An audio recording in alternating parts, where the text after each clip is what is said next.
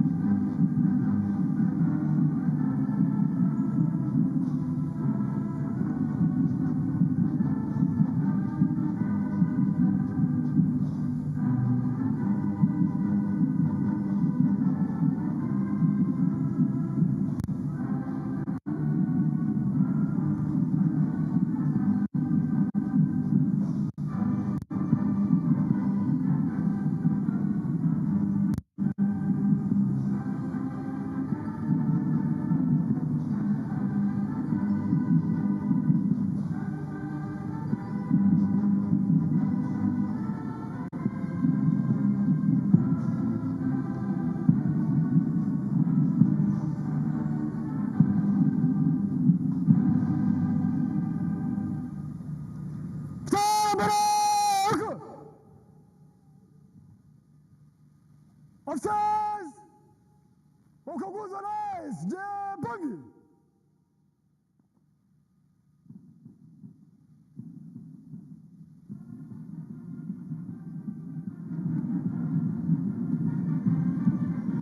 Your Excellencies, distinguished guests, ladies and gentlemen, His Excellency the President and Commander-in-Chief will proceed to inspect the parade.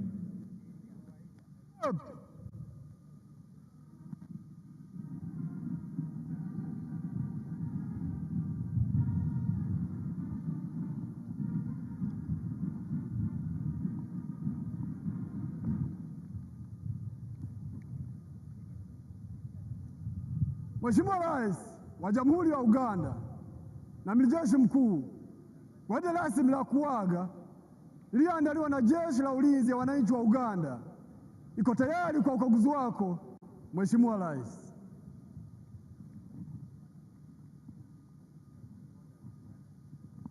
The parade commander, Brigadier General John Bosco Singuza, has invited the President to inspect the parade. His Excellency the President is accompanied by the Chief of Defense Forces, and Senior Presidential Advisor, Special Operations, General Muhoozi Kainerugaba.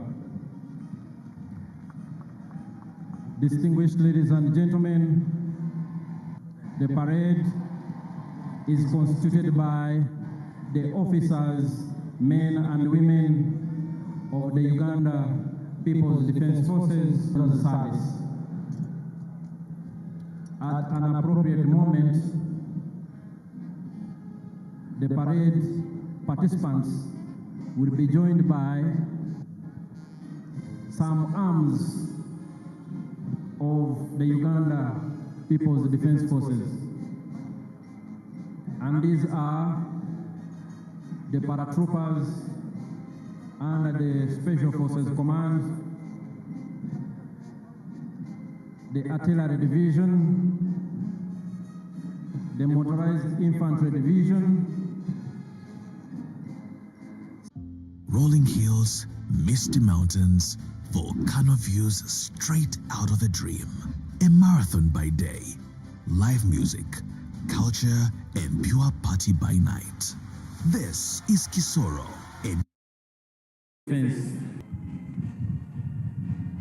His Excellency the President and Commander-in-Chief, General Yoweri Kaguta Museveni, paying tribute to the national flags, the Uganda national flag and the Uganda People's Defense Forces flag.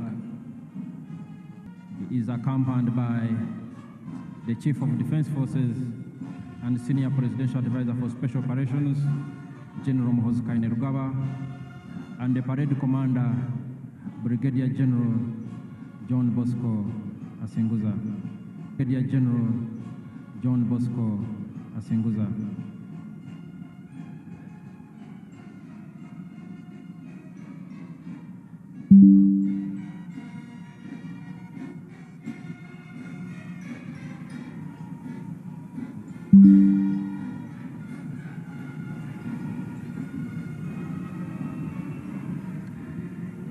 Your Excellencies, distinguished guests, ladies and gentlemen, what you see before you is the modern, professional,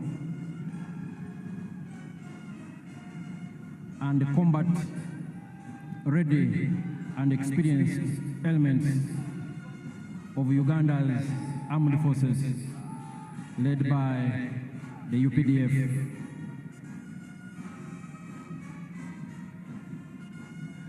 The story of the UPDF has been told for a long time, but each time it is always a fascinating story.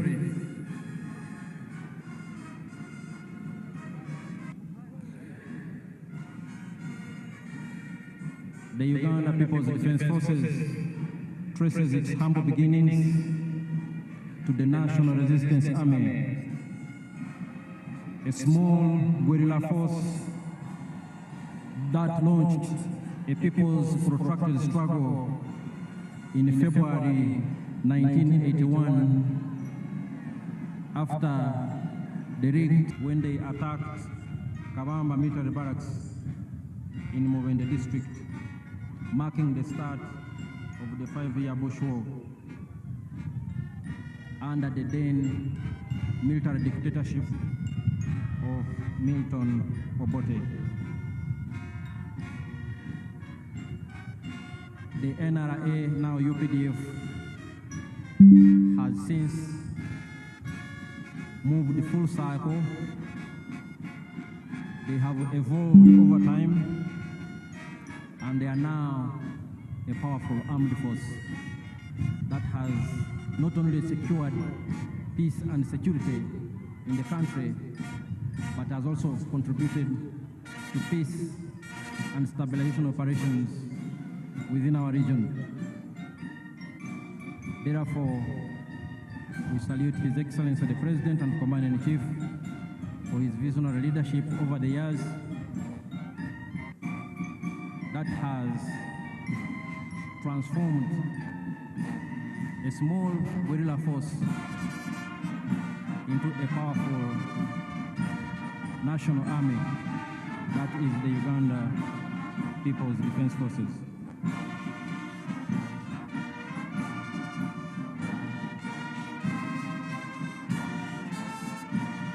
And as the parade progresses, when it is joined by the other arms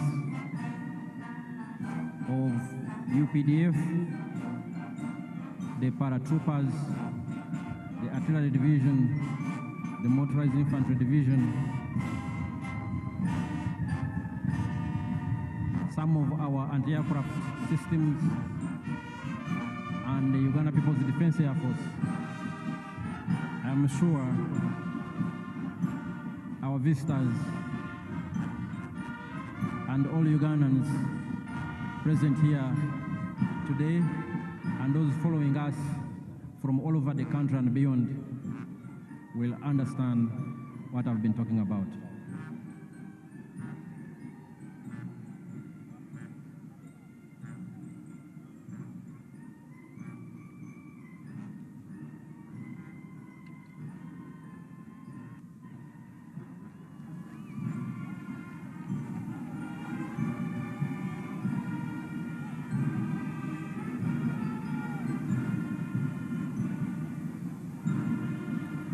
His Excellency the President and Commander-in-Chief, General Yoweri Kaguta Museveni,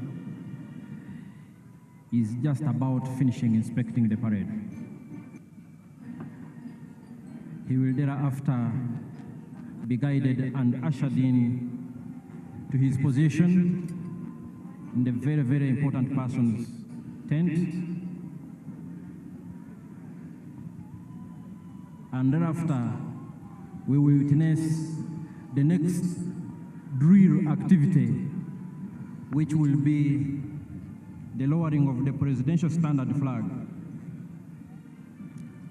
Your Excellencies, Mheshimiwa Rais, huo ndio mwisho wa ukaguzi wa gwaride ya Ggwanga. Naomba kuendelea na gwaride, Mheshimiwa Rais.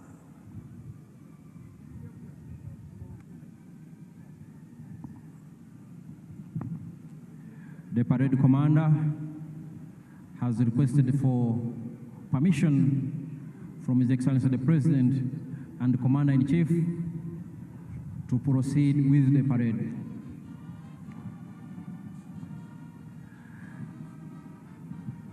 The next element of this parade, as I was highlighting a few moments ago, will be lowering of the presidential standard flag. Ladies and gentlemen, the lowering of the presidential standard flag will imply that the current term of office of the interim administration from 2021 to 2026 will have come to an end. That event will be followed by the swearing-in processes after we have had a word of prayer from our members of the clergy, led by the Archbishop of the Church of Uganda, His Grace, the Most Reverend Dr. Samuel Stephen Kazimba Mugalu, and His Eminence, Sheikh Shaban Ramadan Mubaje, the Mufti of Uganda.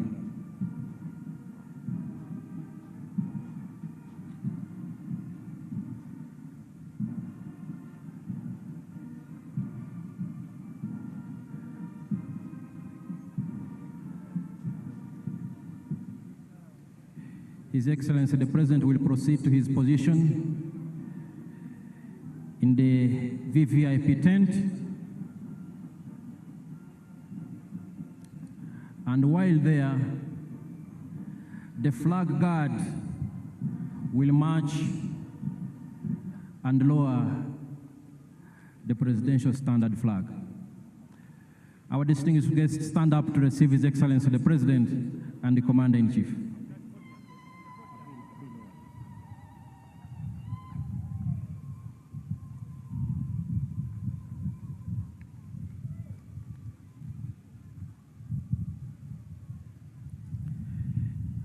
His Excellency the President is greeting his special guests, visiting heads of state and government from the East African region and beyond, and all our friends in the world who have come here.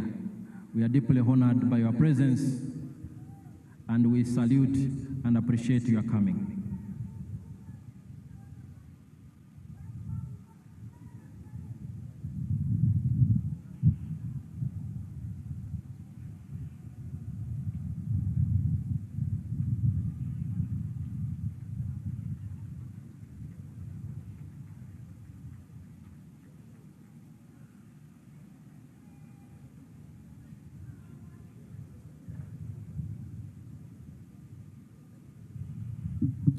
His Excellency the President and the Commander-in-Chief is having a small tete-a-tete with our visiting dignitaries, heads of state and government.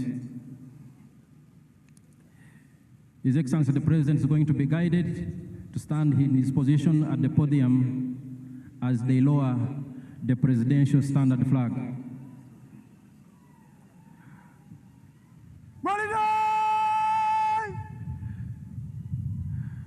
Parade Commander, His Excellency the President, is saying hello to his visiting guests.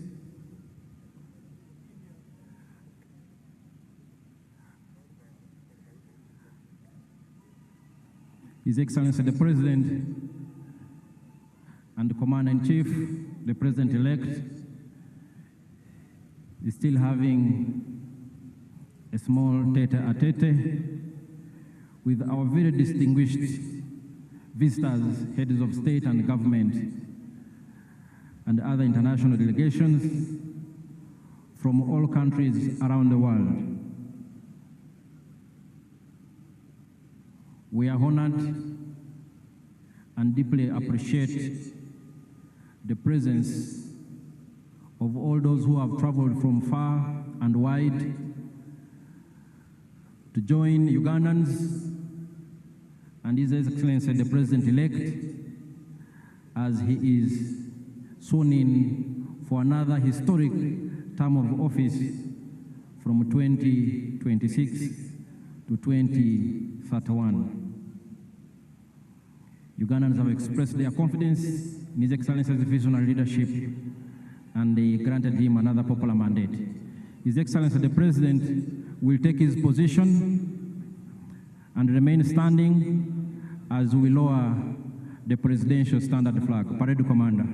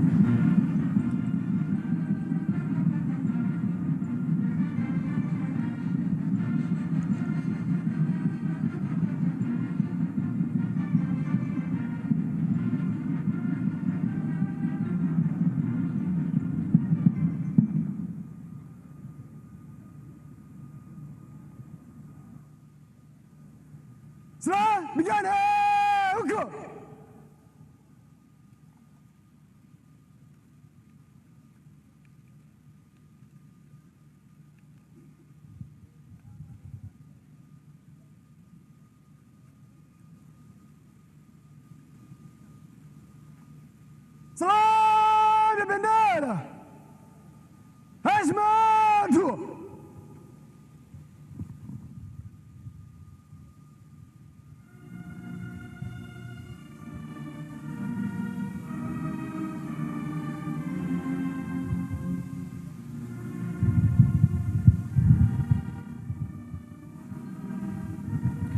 The lowering of the presidential standard flag.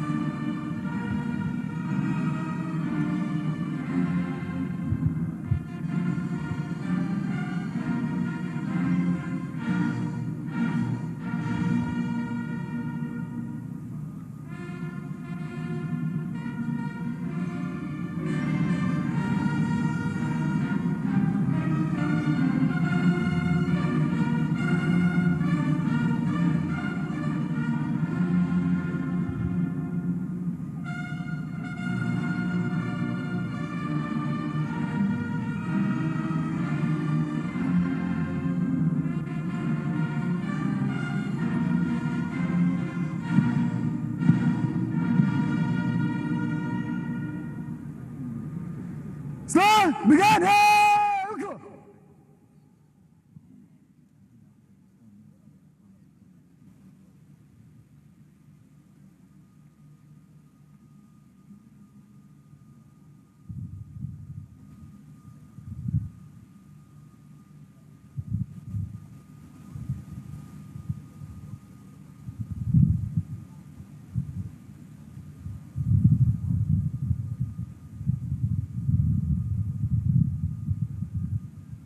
Officers! Jabug!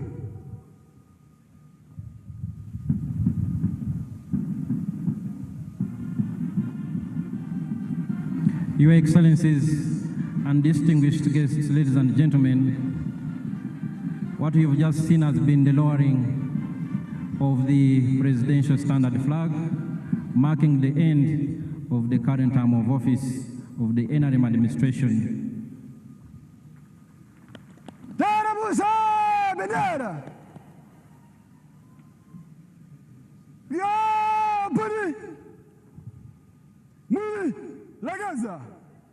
Marking the end of the NRM administration from 2021 to 2026. We will shortly embark on another one after the swearing-in processes. But first, we will have prayers by our distinguished eminent members of the clergy. Your Excellency, General Yoweri Kaguta Museveni, President-elect, Your Excellencies, visiting heads of state and government,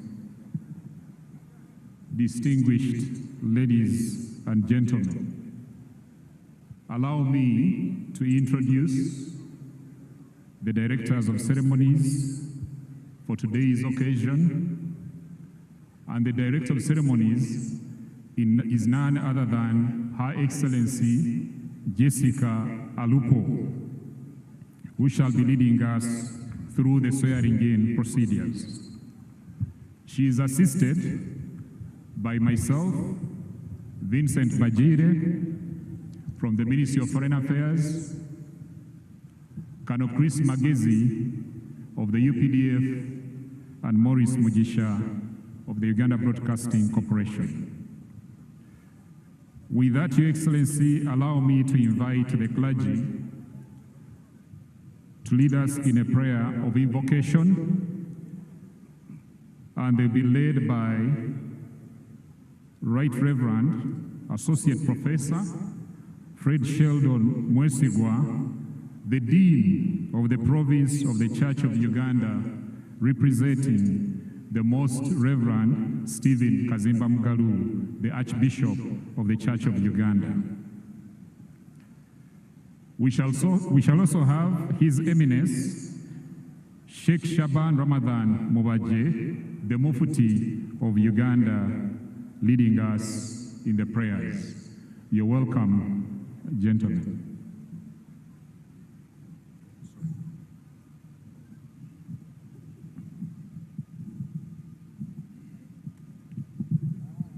A prayer for the dedication of His Excellency General Yoweri Kaguta Museveni, Tibuhaburwa, and Uganda as a nation. Let us pray. Our Heavenly Father and gracious Lord, our help in ages past and our hope for years to come, we gather today at a historical moment and event of witnessing the swearing-in ceremony of the 8th President of the Republic of Uganda, who is running for the 7th term in office, His Excellency General Yoweri Kaguta Museveni, following a presidential election in which he garnered an electoral victory of 71.65%. Oh Lord, your word in Isaiah 55, verse 8 says, your ways are not our ways. We can only say, your will be done. We thank. Did you know? Signing up as a DARIF affiliate is completely free. No fees, no upfront costs. Wherever you are, you'll find the tools you need. For the support she gave her husband during elections, we commit into your hands the first family. May you give them to good health, wisdom, and strength. Loving Father, we thank you for the Republic of Uganda as a nation that you have lavished your love upon, as exemplified by the different tribes that continue to live in harmony, the different religious and faith communities, the good soils for farming, minerals, oil and gas, the thriving flora and fauna, the beautiful climate that is conducive for habitation and production, but above all, the welcoming and genuine nature and character of Ugandans. It is this nation, dear Lord, which we as Christians, who comprise 84% of the population as per the 2024 census report, that we hereby dedicate and at whose helm is His Excellency General Kaguta Museveni, whom we look to steer to greater heights of peace, unity, and progress. And lastly, dear Lord, we pray that you give wisdom to His Excellency the President, guided by you to identify the best of the best leaders who are hardworking, conscientious, trustworthy, and corruption-free, that will assist our cherished nation, Uganda, to make a leap forward in the middle-income status. I pray all this in the matchless name of our Lord and our precious Savior, Jesus Christ. And the peace of God, which passes all understanding, keep your hearts and minds in the knowledge and love of God and of His Son, Jesus Christ. And the blessing of God Almighty, Father, Son, and the Holy Spirit, keep you, Your Excellency, Mama Janeti, and the family. Keep the nation of Uganda now and always.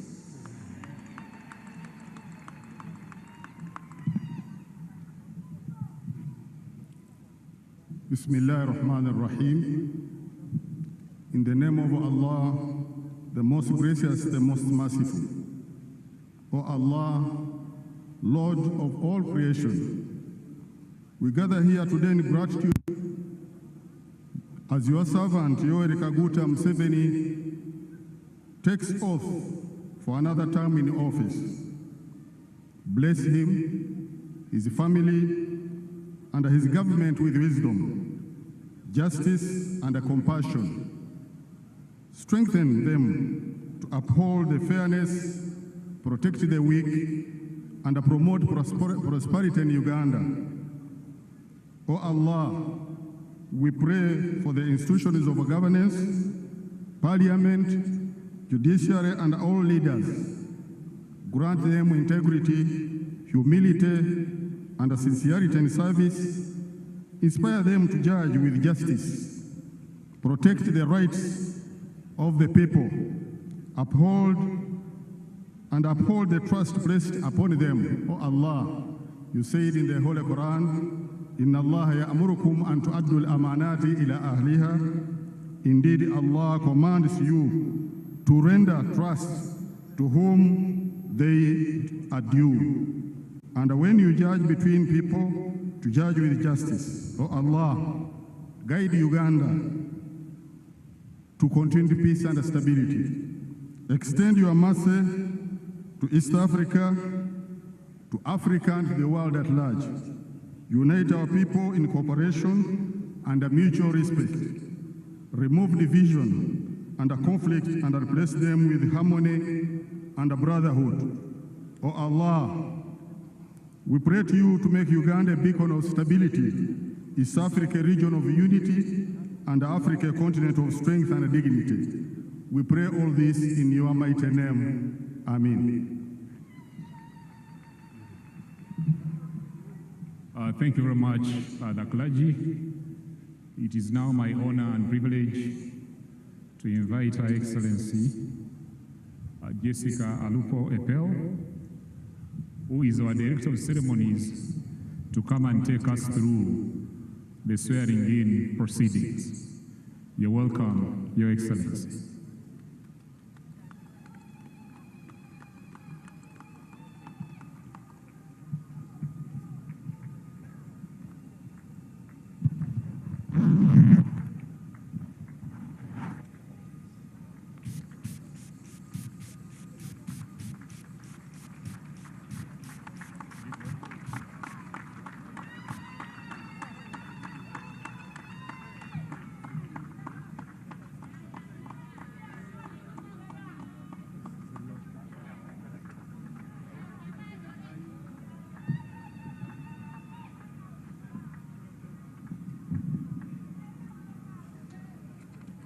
Your Excellency, General Yoweri Kaguta Museveni, President of the Republic of Uganda, President-elect, Your Excellencies, visiting heads of state and government, and other distinguished heads of delegations, the Right Honorable Speaker of Parliament of Uganda, and your colleagues, speakers of various national assemblies, who will be introduced later, the Right Honorable Chief Justice Flavian Zeija, the first National Vice Chairman of the National Resistance Movement, the Right Honorable Prime Minister, Honorable Robin Anabanja,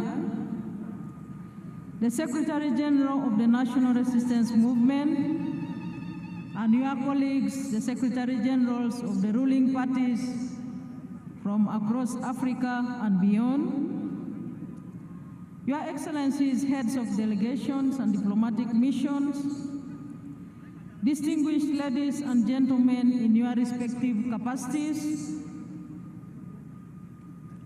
ladies and gentlemen, we are gathered here today to witness a moment of profound constitutional significance, the swearing-in ceremony of the President-elect of the Republic of Uganda.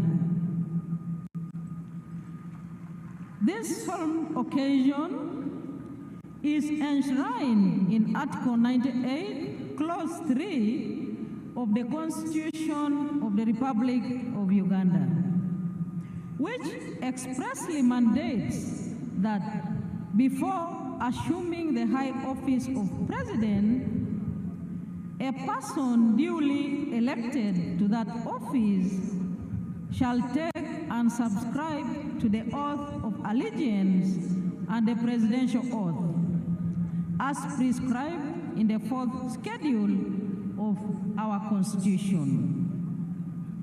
It is therefore in fulfillment of this sacred constitutional duty and honor of the democracy and the will of the people of Uganda that we convene here today to bear witness as the President-elect formally assumes the mantle of leadership of our great nation, Uganda.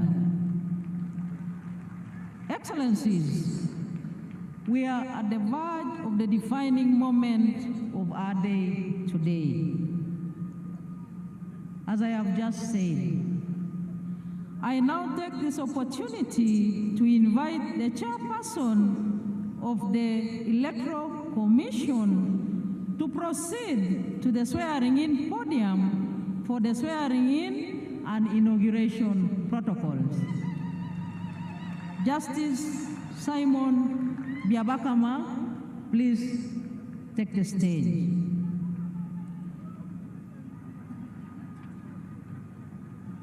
Excellencies, ladies and gentlemen, we are now at the commencement of the exact reason, the procedure of the exact reason why we are here.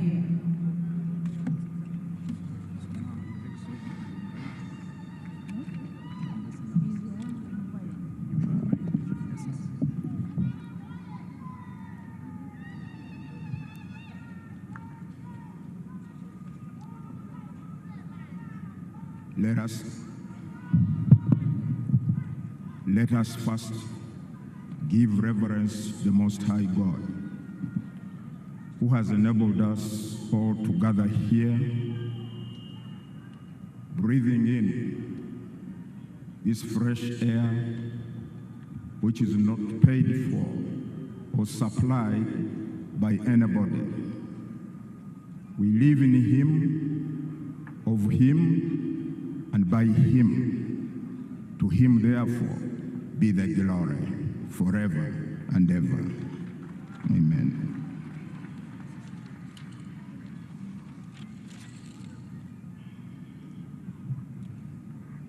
The President-elect, Yoweri Kaguta Kaguta Museveni,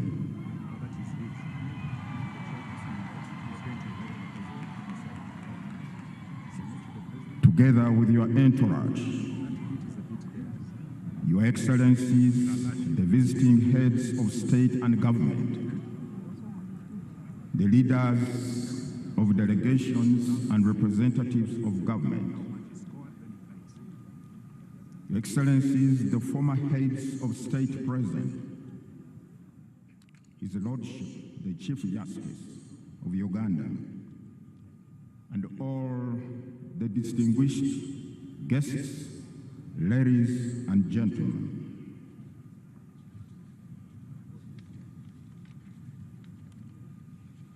Let me have the honor, first of all, to introduce to you my colleagues, the members of the Uganda Electoral Commission, with whom we strive to navigate through the, at times, turbulent electoral waters.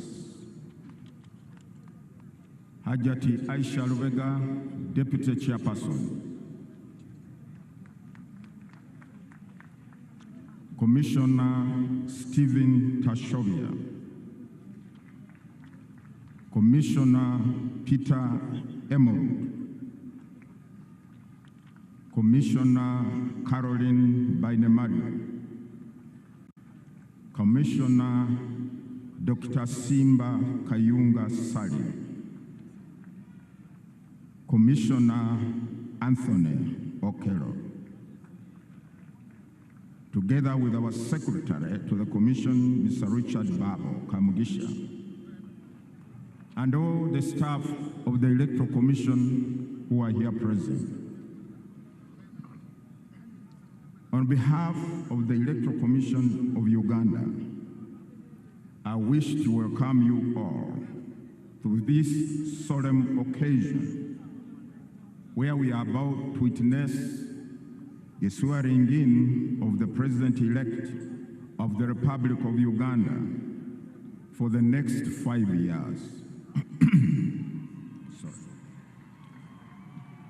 Distinguished guests, Article 601, Clause 2 of the Constitution of the Republic of Uganda uncompromisingly requires the Electoral Commission to hold presidential, general parliamentary, and local government elections within the first 30 days of the last 122 days before the expiration of the term of the President, Parliament, or local government councils, as the case may be.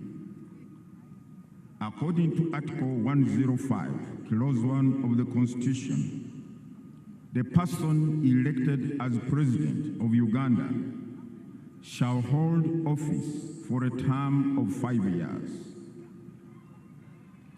Now, having been sworn in and assumed office on the 12th of May 2021, the term of the office holder expires today, therefore. And Article 105, Clause 3, explicitly states that the office of the President shall become vacant on the expiration of the period specified in this article. The lowering of the national flag we have just witnessed signifies that the said office is vacant as we talk now. But do not get alarmed or start developing strange ideas.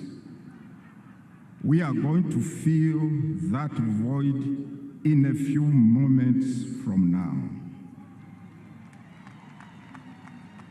Accordingly, The Electoral Commission, in fulfillment of Articles 61(2) and 105(1) of the Constitution, organized, conducted, and held presidential elections on Thursday, the 15th of January, 2026.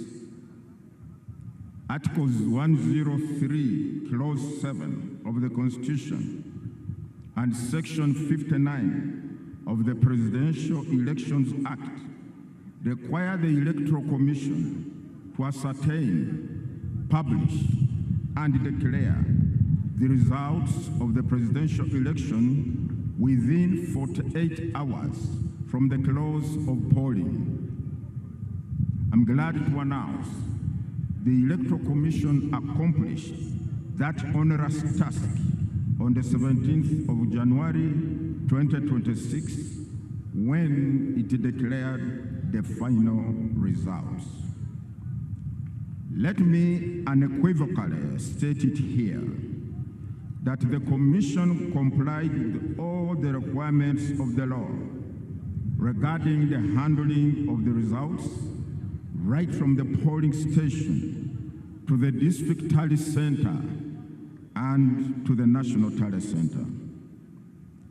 From the declared results, candidate Yoweri Tubuhaburwa Kaguta Museveni emerged as the winner, he having satisfied the requirements of Article 103, Clause 4 of the Constitution and Section 54, Subsection 4 of the Presidential Elections Act, which stipulates that, I quote, a candidate shall not be declared elected as president unless the number of votes cast in favor of that candidate at the presidential election for being elected president of the Republic of Uganda for another term.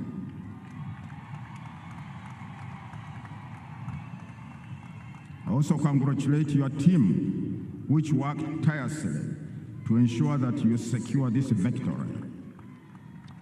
I also congratulate all the candidates who offered themselves and participated in the presidential, parliamentary, and local government councils elections. On behalf of the Commission, I further extend our deep appreciation to all our esteemed stakeholders in the electoral process.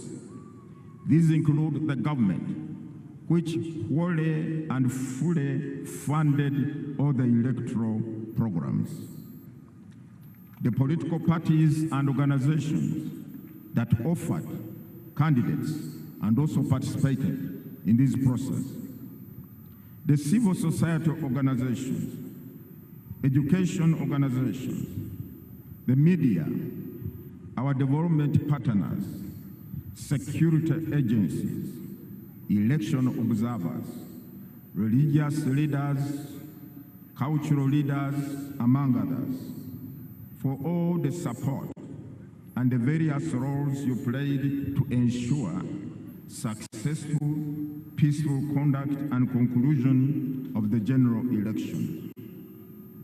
However, our greatest gratitude goes to all those persons who constitute the opening words of our Constitution, printed in capital letters, what? We, the people of Uganda.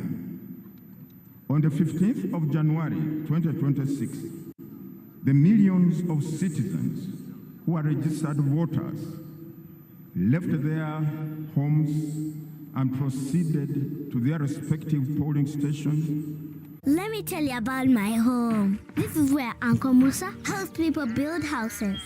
Auntie Agnes grows food. Mommy says this house is almost 60 years. And families have lived here for years. Daddy helps people with their businesses. Me, I'm serving for the Constitution.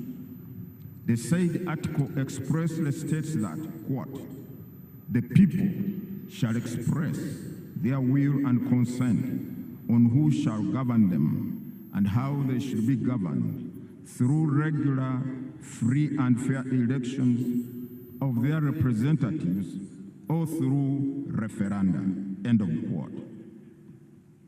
In so doing, the citizens of this country demonstrated their unflinching resolve and awareness that the destiny of this country lies solely in their hands. Further, that whatever the challenges or distortions on the democratic path, these can and shall always be resolved by Ugandans and here in this country. They rejected fear and embraced hope, realizing that the enormous potential available in this wonderfully gifted country can only be harnessed in an environment of peace and stability. They have therefore rejected any form of instability.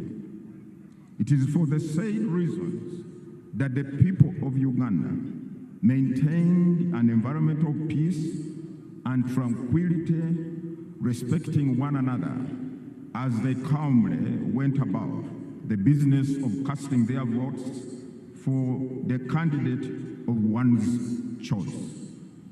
I salute you, the citizens of this country, for enabling today's event to take place. Needless to say, if you are not going to go now, if you are not going out to vote in those polling stations, we probably, most probably, would not be here. And now, on behalf of the Electoral Commission, ladies and gentlemen, I have the honor to introduce to you all the President-elect, the one whom, out of 8 candidates, the people of Uganda preferred, Yoweri Tibuhaburwa Kaguta Museveni. And I would ask him to step forward and come to the podium. Mr. President-elect, can you please come to the podium?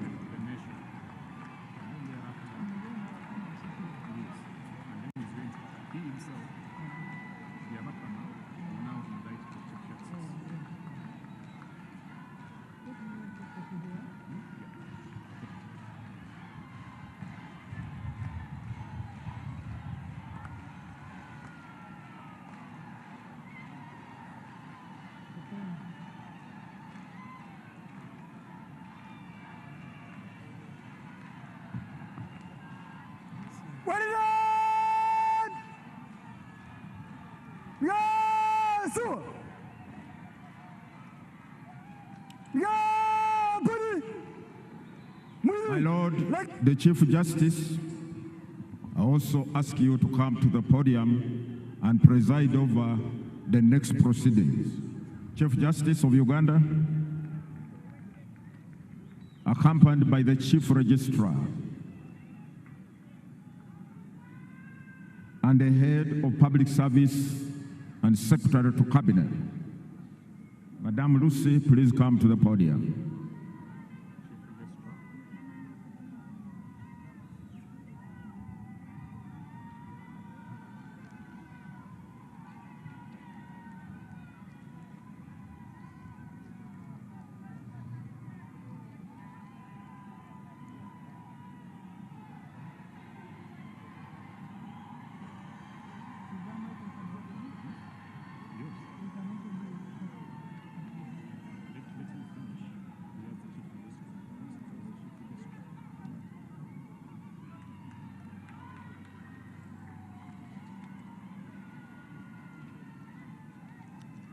Your Lordship, the Chief Justice of Uganda, I hereby present to you Yoweri Tibuhaburwa Kaguta Museveni, the President-elect, he having fulfilled all requirements as directed by the Constitution and the Presidential Elections Act. You can now proceed to administer the oath of allegiance and oath of the president so that the people of Uganda can have the president they preferred after so many. Long live the people of Uganda, long live the people of East Africa, long live the people of Africa. For God and my country, thank you very much. God bless you.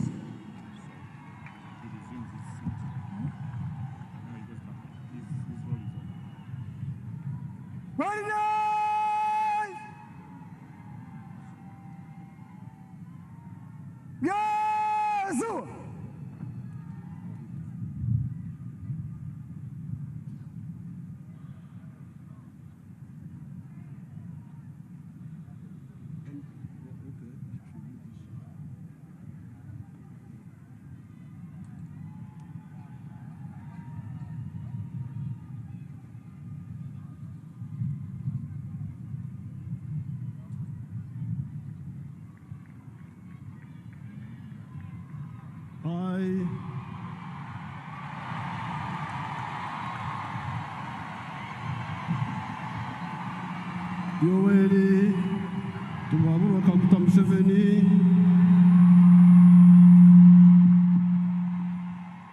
swear in the name of the Almighty God that I will be faithful and bear true allegiance to the Republic of Uganda,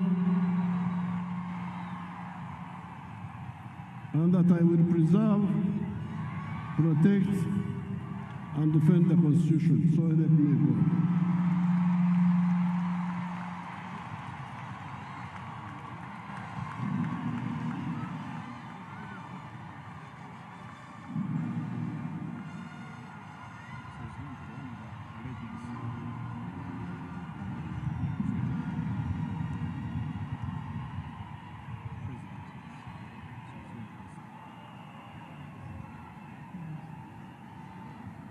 I, Yoweri Tumabura Kaguta Museveni, swear in the name of the Almighty God that I shall faithfully exercise the functions of the President of Uganda and shall uphold, preserve, protect, and defend the Constitution and observe the laws of Uganda, and that I shall promote the welfare of the people of Uganda. So help me God.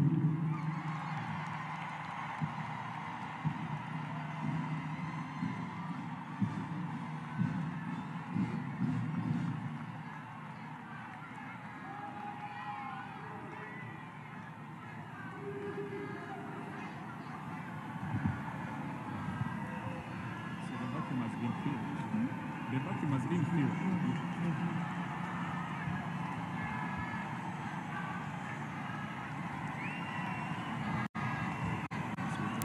His Excellency the President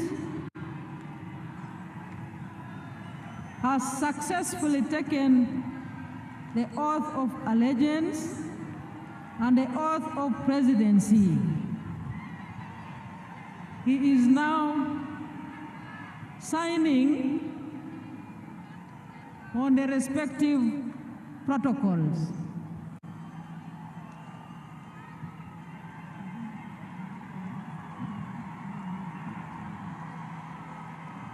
Excellencies, invited guests, ladies and gentlemen, we now have a new president.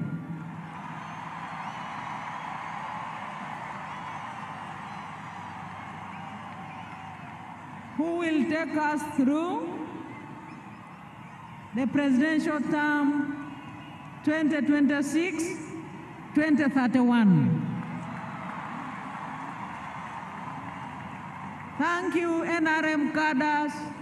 Thank you, NRM leaders. Thank you, NRM mobilizers.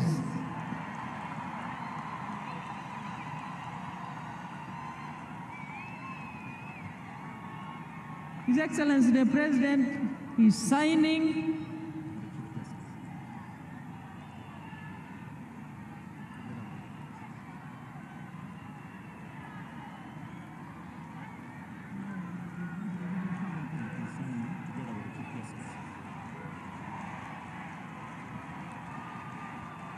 and the Chief Justice is leading him through that procedure.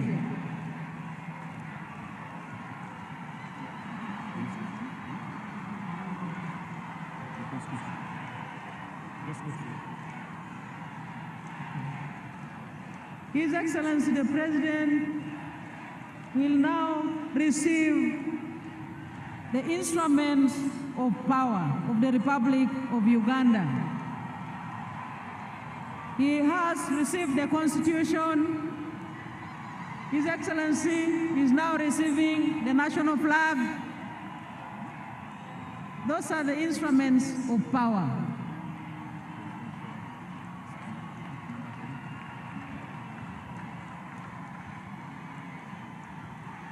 Next, His Excellency the President is going to receive the Presidential Standard Flag. His Excellency the President has received the Presidential Standard Flag. Instruments of power. He has received the national anthem, the Uganda national anthem. And His Excellency the President is now receiving the National Coat of Arms. The National Coat of Arms. And he's, last but not least, receiving the public seal. His Excellency the President has received the public seal. So our newly elected President, who has successfully been sworn in and inaugurated, has received all the six instruments of power. Yes, sir. The Constitution, the national flag, the Presidential Standard Flag, the national anthem, the national coat of arms, and the public seal.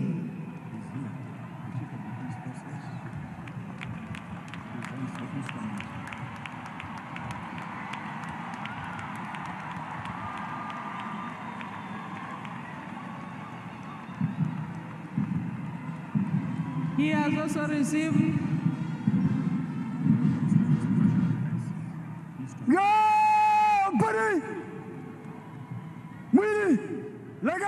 the Chief of Defense Forces has handed over to His Excellency the President the instrument of power of the Republic of Uganda.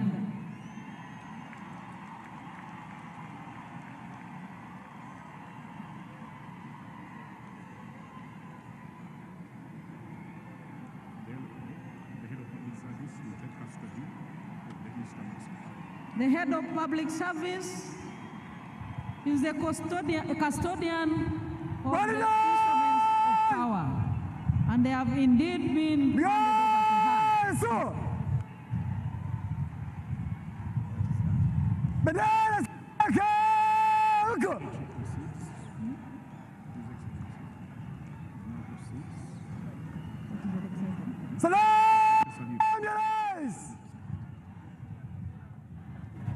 His Excellency the President is now proceeding to receive the national service. Parade Commander.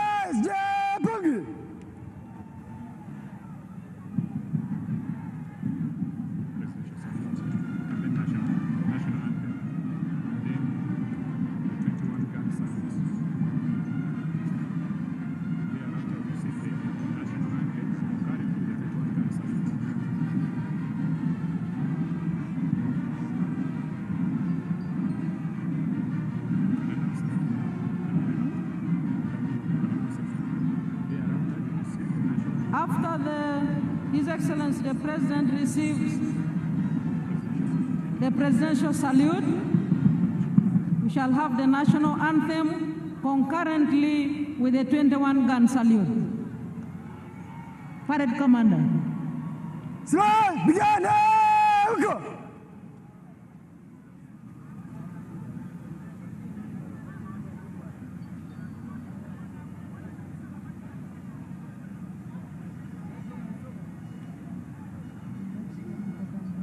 Salamu ya rais. Heshima yetu.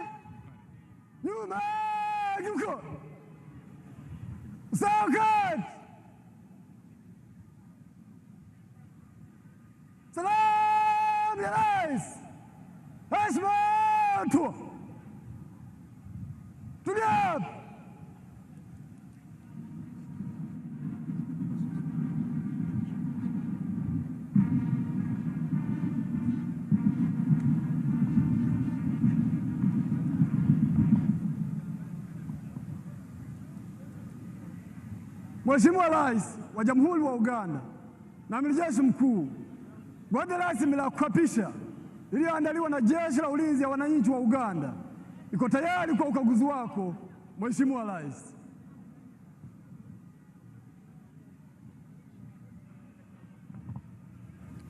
His Excellency the President is now proceeding to inspect the parade for the first time as the newly inaugurated President of the Republic of Uganda. Excellencies, the presidential standard flag was earlier lowered, but it has now been hoisted, marking the beginning of the presidential term 2026-2031.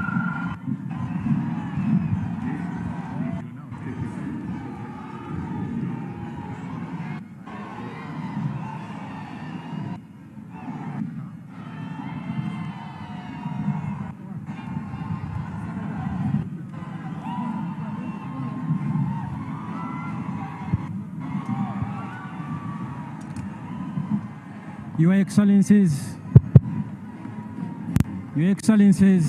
Distinguished guests, ladies and gentlemen, a very big round of applause to Her Excellency, the Vice President, Honorable Jessica Lupo, for managing very well that segment of the program. We earlier on saw the President take the oath of allegiance, the oath of the President, and then receive the instruments of power of the Republic of Uganda. He also received the instruments of national defense from the Chief.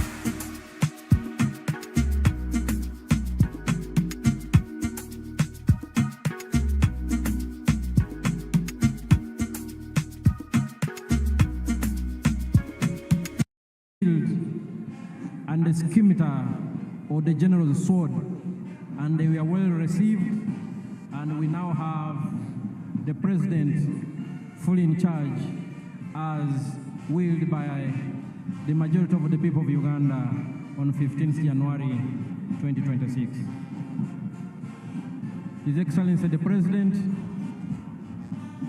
is inspecting the parade, which is now in the Alpha and Omega formation for the first time as President in the new term 2026-2031. His Excellency the President and Commander-in-Chief is accompanied by the Chief of Defense Forces and Senior Presidential Advisor for Special Operations, General Moses Kainerugaba, and the Parade Commander, Brigadier General John Bosco Asinguza.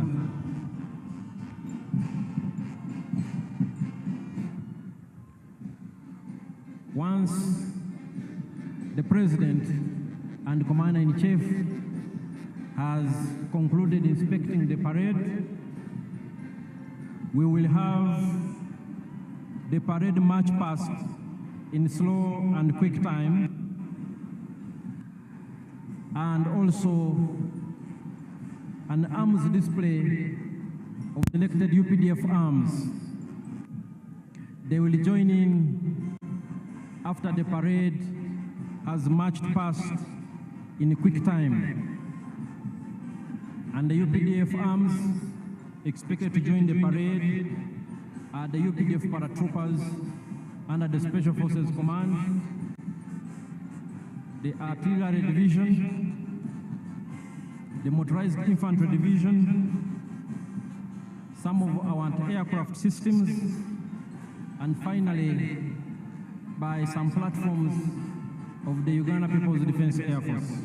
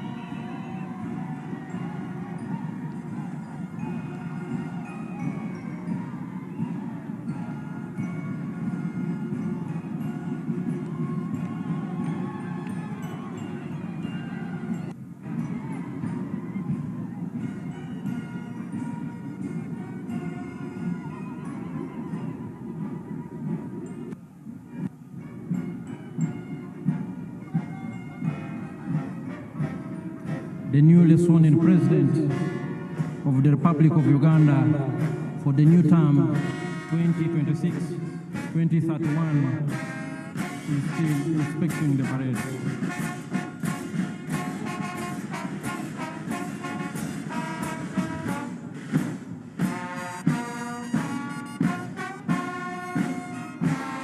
The UPDF arms that will join the parade later on, the paratroopers, the Artillery Division, the Motorized Infantry Division, and Anti-Aircraft Systems, and the Uganda People's Defense Forces. The Uganda People's Defense Forces will have, the Uganda People's Defense Air Forces will have the Cobra formation, composed of helicopters, the Sparrow formation, the Eagle formation,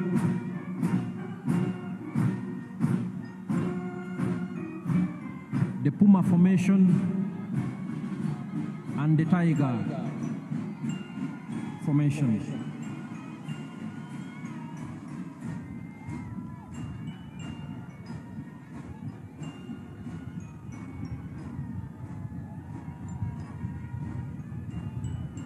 His Excellency the President and Commander-in-Chief, accompanied by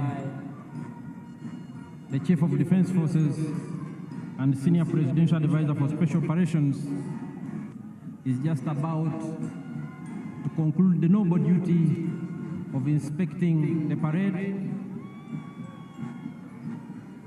as Commander-in-Chief for the first time in the new administration that will run from this day, May 12, 2026, to May 12, 2031.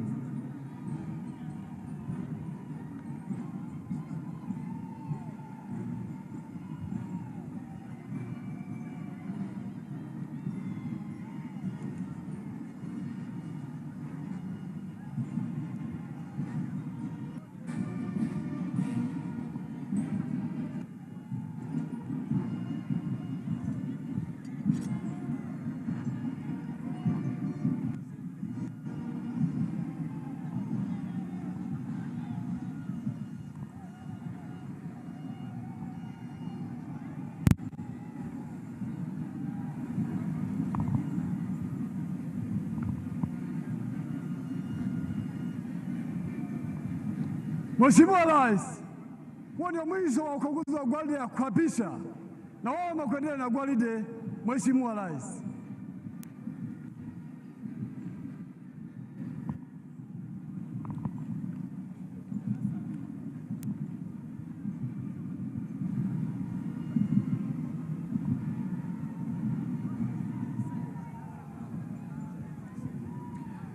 Your Excellencies, distinguished guests, ladies and gentlemen, His Excellency the President-elect, now sworn-in President of the Republic of Uganda and Commander-in-Chief of the UPDF, has finished inspecting the parade.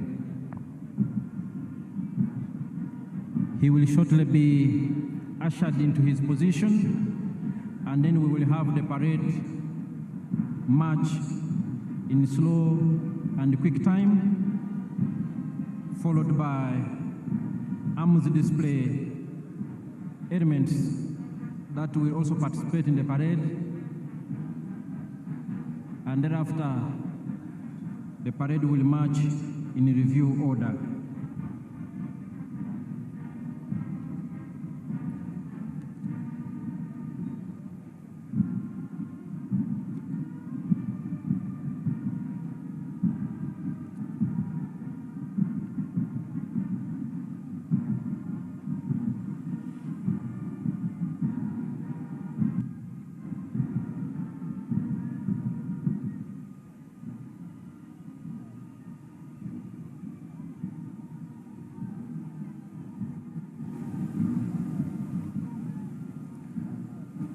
Earlier on, we witnessed the noble and constitutional duty performed by the chairperson of the Electoral Commission and the Chief Justice of the Republic of Uganda. We also thank Her Excellency the Vice President for managing that part of the program very well.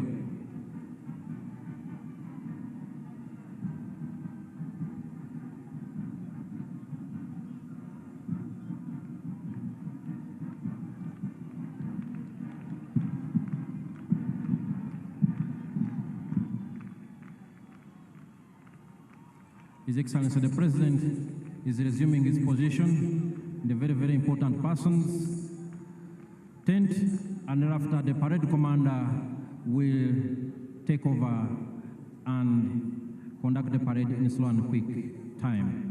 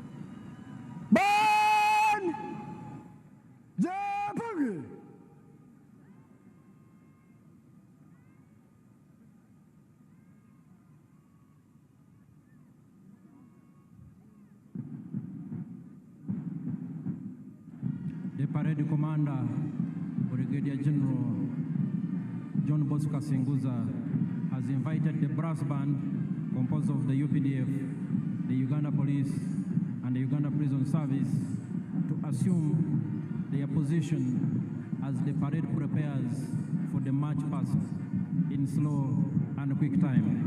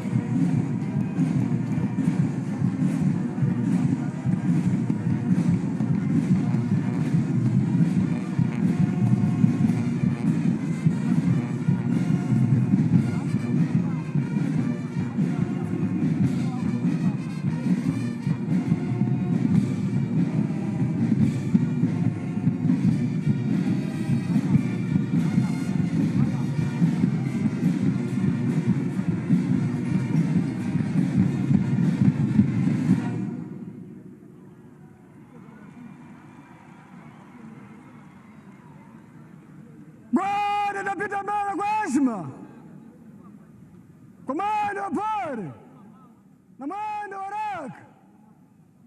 cha kwanza chuongoza kwa ujumla. Chapani go!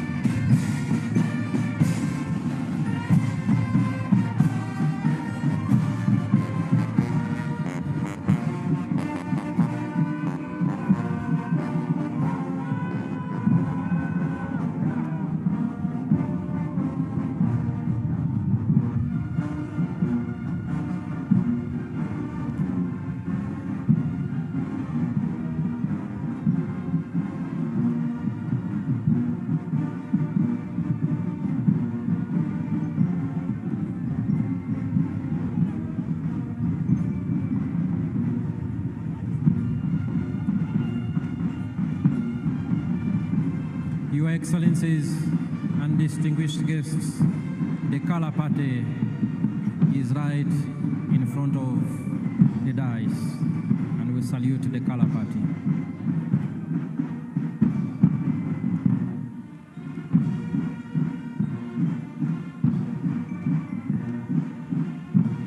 Your Excellencies and distinguished guests, the parade is now in slow march. Enjoy the parade.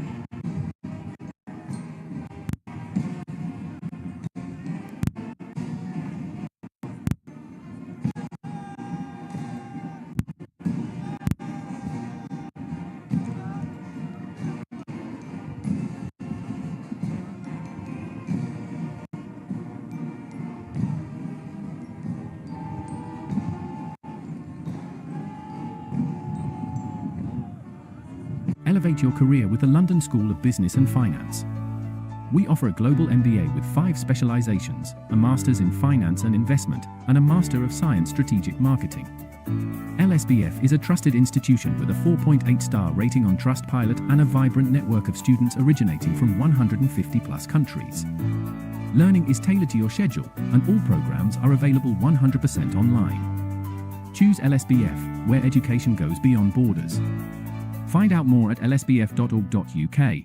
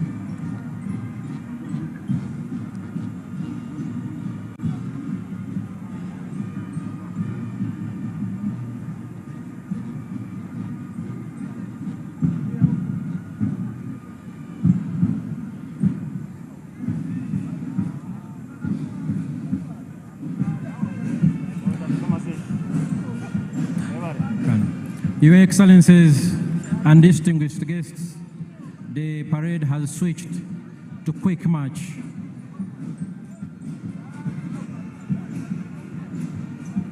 And at the end of the quick march, we will have UPDF arms that I earlier pointed out joining the parade.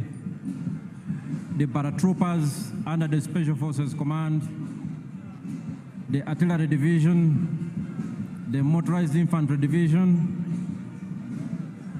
some of our anti-aircraft systems, and air platforms of the Uganda People's Defense Air Force. A very colorful parade on a very auspicious occasion, and the weather is beautiful indeed.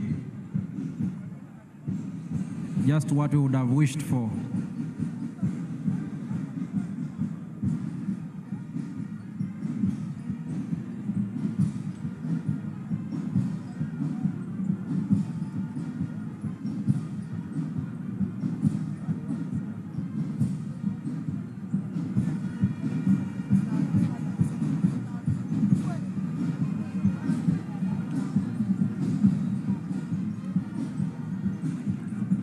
The color party is right here with us in quick march.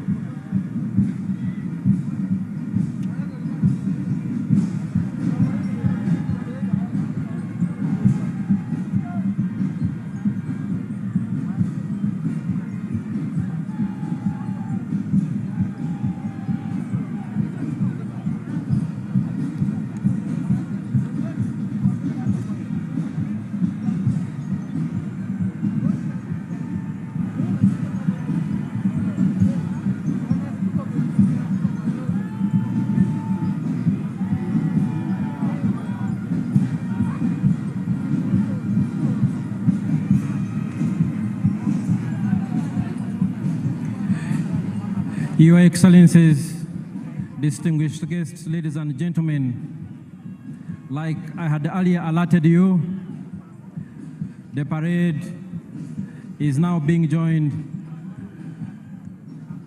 by UPDF arms.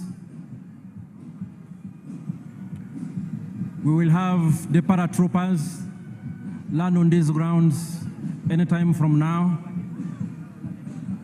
But in the meantime, the arms display is led by the UPDF Artillery Division.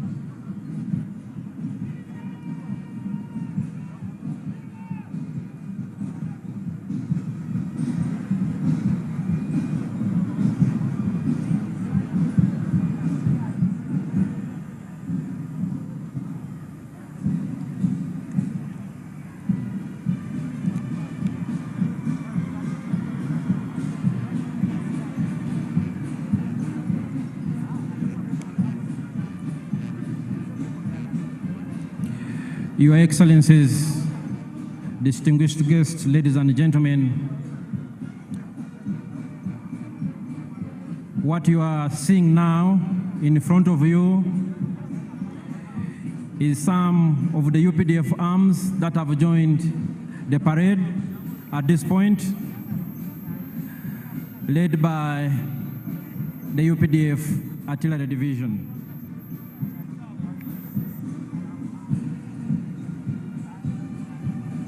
Your Excellencies and distinguished guests, the story of the UPDF has been told for a long time, but every time the story is as fascinating to listen to as the first time. The UPDF traces its humble beginnings to the National Resistance Army, a small guerrilla force that launched a protracted people's struggle in February 1981 under the indefatigable leadership and visionary leader of the resistance, General Yoweri Kaguta Museveni. This was a small and tiny group of fighters, 42 in number, 27 armed, which attacked Kabamba on February 6, 1981. In 1986, the NRA became the National Army, and upon the adoption of the 1995 Constitution, was renamed the Uganda People's Defense Forces. The NRA, now UPDF, has transformed over the years, and these are some of the very modern equipment in the possession of the Uganda People's Defense Forces that has ensured we keep the peace and security in our country and contribute to regional peace and stabilization operations. Your Excellencies and distinguished guests, in front of you are still elements of the UPDF Artillery Division.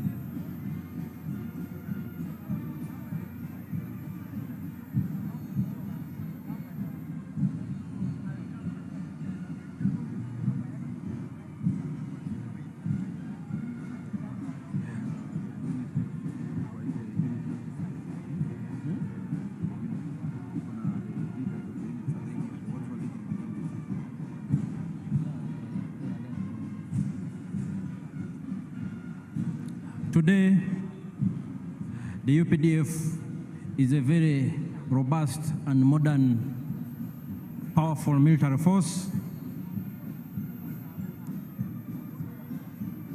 that has achieved many things over the years. The peace and security, which I just talked about, anchored on key modernization and professionalization themes such as equipped and trained for combat and peace support operations. And indeed, what you see here are some of those arms that define the UPDF as a modern experienced combat force that is ready to do its job. The Field Artillery Division is commanded by Major General Daniel Kakono. Your Excellencies and distinguished guests, ladies and gentlemen, right now in front of you are elements of the Motorized Infantry Division of the Uganda People's Defense Forces.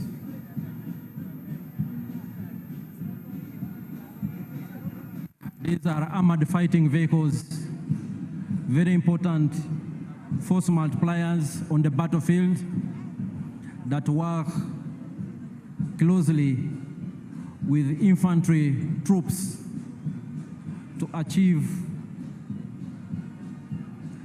our military objectives.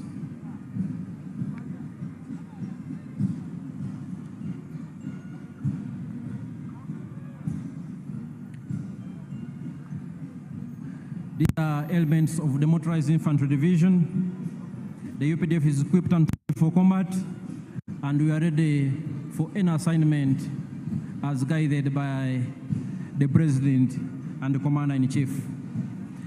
The UPDF has also greatly enhanced its rapid deployment capability and our ability to sustain the tempo of operations in any environment. As you can see, the different arms of the UPDF imply the UPDF's well-attained capability to conduct joint combined operations, enhancing our interoperability between the different services and arms, and ensuring we keep at pace with modern technology systems.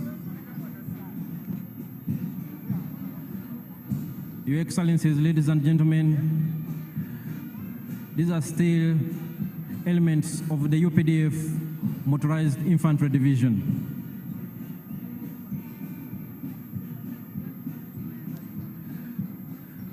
As a modern, well-constituted and organized People's Army, the UPDF is made up of 4 services. We have the Land Forces, the Air Forces, the Special Forces Command, and the Reserve Force.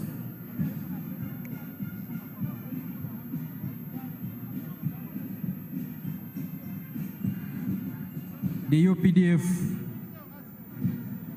Artillery Division and the Motorized Infantry Division are ground-based force multipliers that support the infantry to decisively achieve their military objective.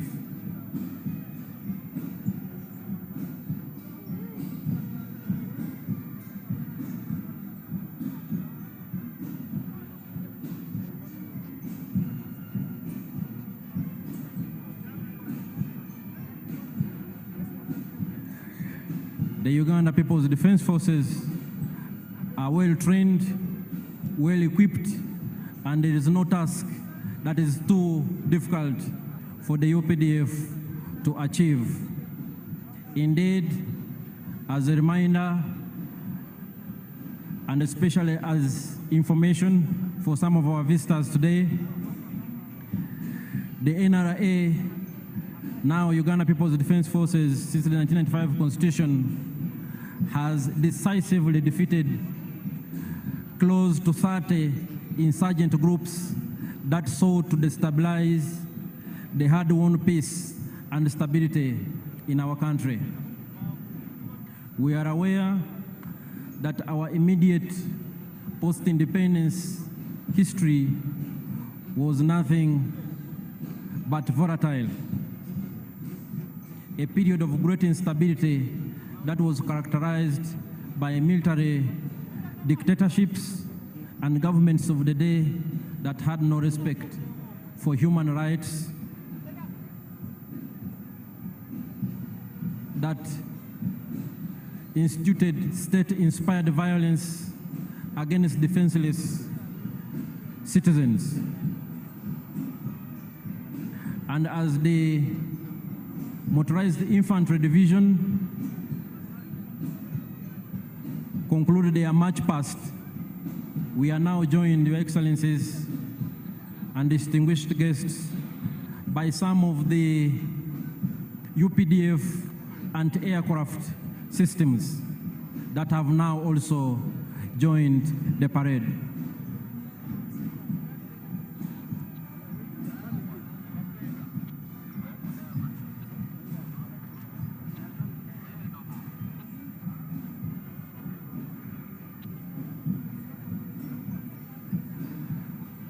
What you are seeing before you are some of the UPDF anti-aircraft systems. They supplement the efforts of the Uganda People's Defense Air Force to keep Uganda's airspace safe and secure, and to engage from the ground hostile objects in the air within the territory of the Republic of Uganda.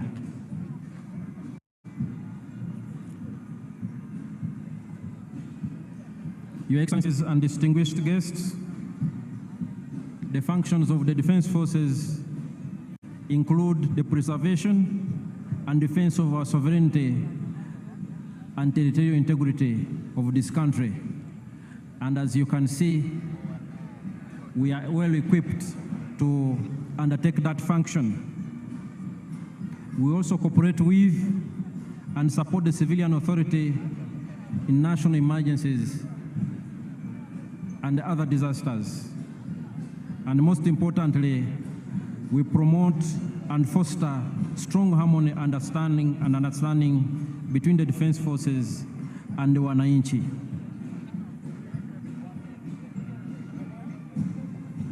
Your Excellencies, before you are still some of the systems of the Uganda People's Defense Forces and aircraft capabilities.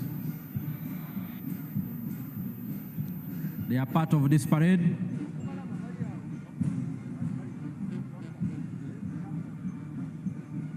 Any moment now, we will also witness the dropping of paratroopers on these very grounds. The other arm of the UPDF, the Uganda People's Defense Air Force, will also join the parade any moment from now, approaching these parade grounds from the eastern direction.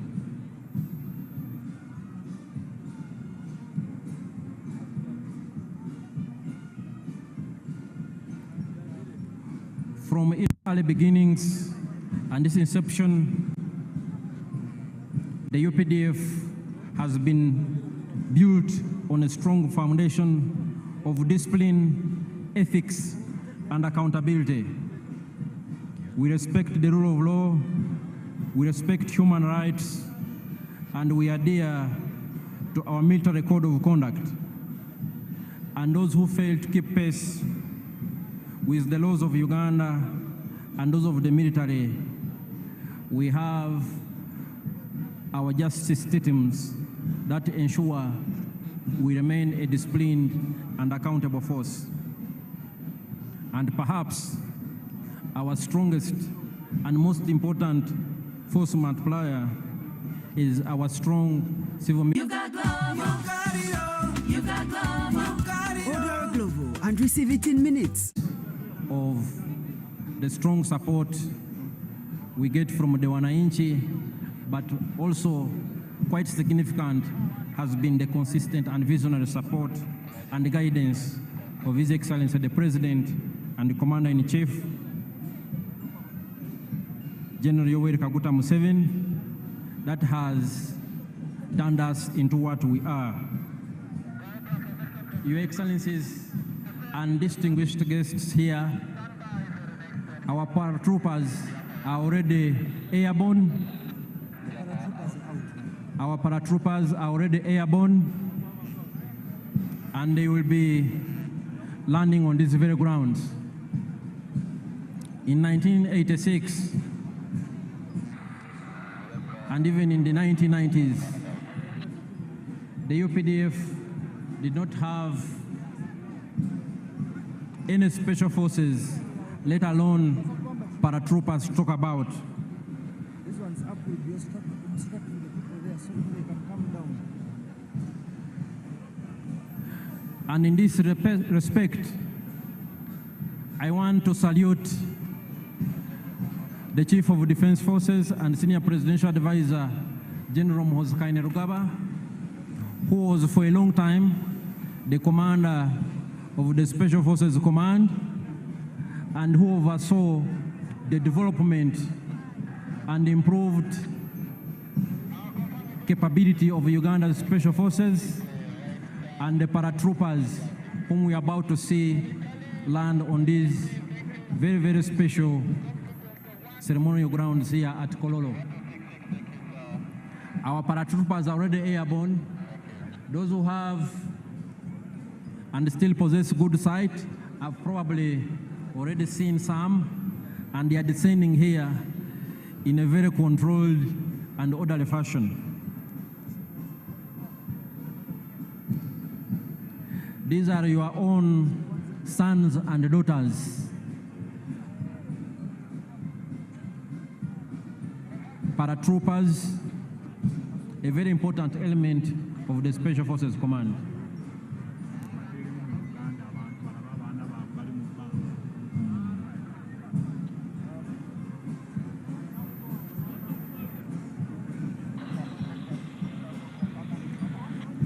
Mwena batulaba Abannayuganda abali wano n'abagenyi baffe abakulu yonna gye muli,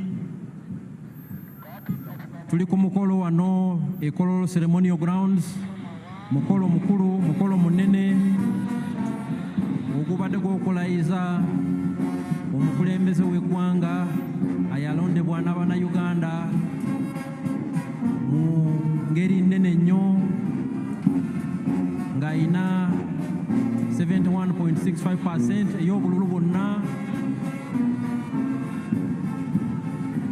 Paredi yaffe eyeggatiddwako n'ebimu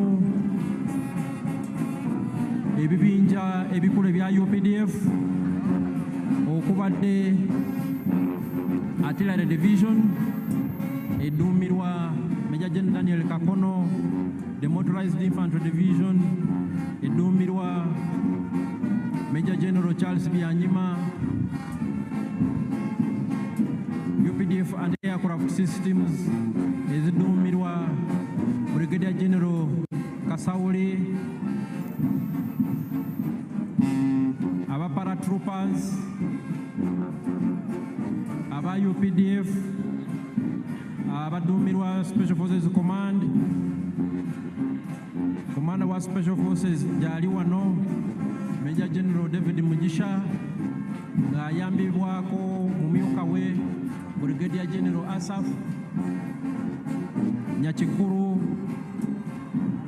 ne Parade Commander aduumira ekibinja ekisooka kya Special Forces Group Brigadier General John Bosco Singuza era nga ye Parade Commander olunaku olwaleero. UPDF ezimbye obukugu n'obumalirivu nti tusobola okukuuma eggwanga lyaffe bulungi.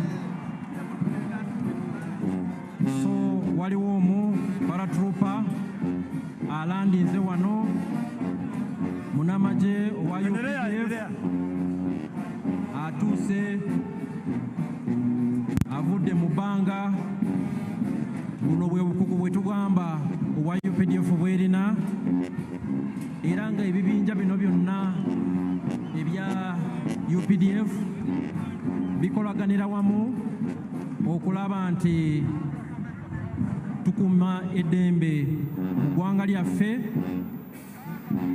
ne mu operation zonna ze tubeeramu mu mirirwana gyaffe okulaba nti tulina eddembe mu nsi yaffe n'abalirwana baffe. UPDF twagala si ggwanga lyokka naye tulina n'obuvunaanyizibwa bw'okulaba nti tukolera awamu nga Africa okukuuma eddembe n'okulaakulanya kontinenti yaffe eya Africa.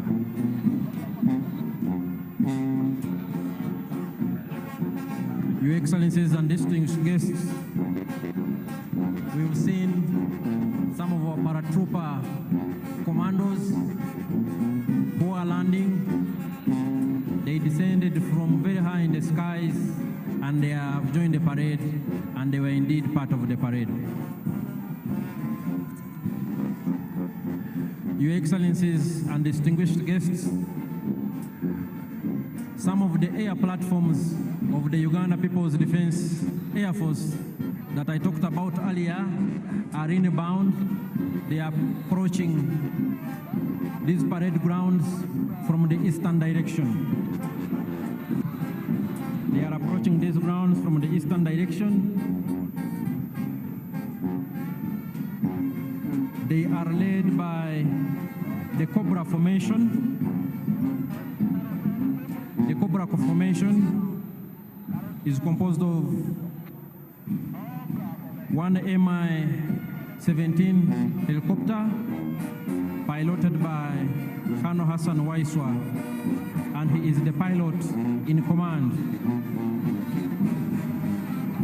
It is in the front and it is carrying the national flag.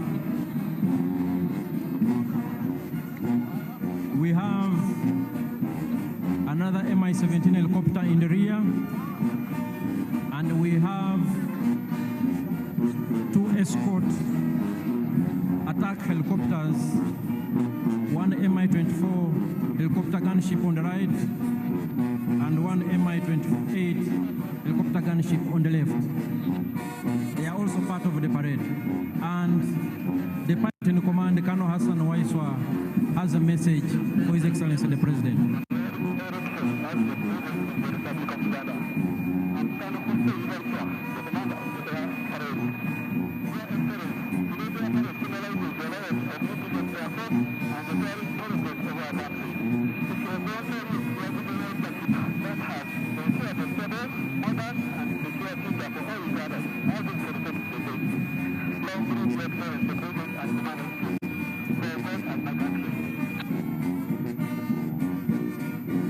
That was Colonel Hassan Waiswa. He has congratulated His Excellency the President for assuming the highest office in the land. Your Excellencies and distinguished guests, ladies and gentlemen, the different arms on display of the Uganda People's Defense Forces indicate our acquired capabilities to engage in joint combined operations. These elements work together to achieve one military objective. Here we have the helicopters in Cobra formation.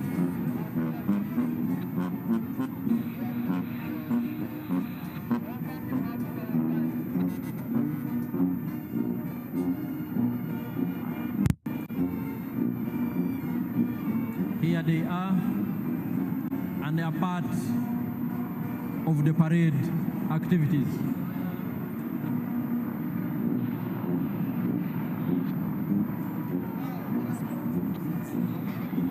Your Excellencies and distinguished guests, the Cobra formation is followed by the Sparrow formation.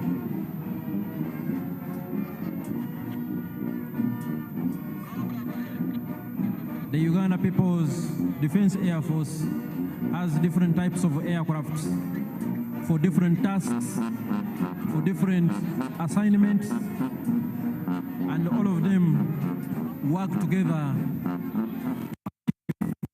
same mission.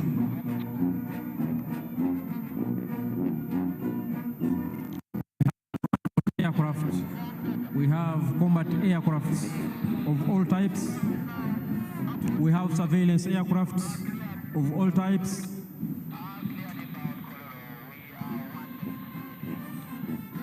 And we have aircrafts for different combat roles. Your Excellencies and distinguished guests, approaching the parade grounds is the Sparrow Formation of the Uganda People's Defense Air Force. And they are part of the parade.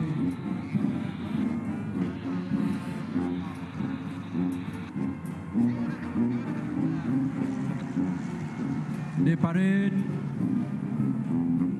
is still ongoing with the participation of these select UPDF arms. And right now what we are watching before us is the Uganda People's Defense Air Force platforms. The Sparrow Formation is followed by the Eagle Formation. All these aircrafts, ladies and gentlemen, are piloted by Ugandan pilots, well-trained, they know their job, and all Ugandans, wherever you are, you should be very proud of what your sons and daughters have been able to achieve. For instance, the pilot in command is Colonel Hassan Waiswa, a senior pilot.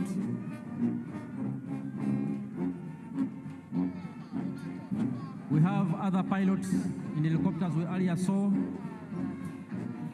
And flying overhead are the Eagle Formation, also of the Uganda People's Defense Air Force.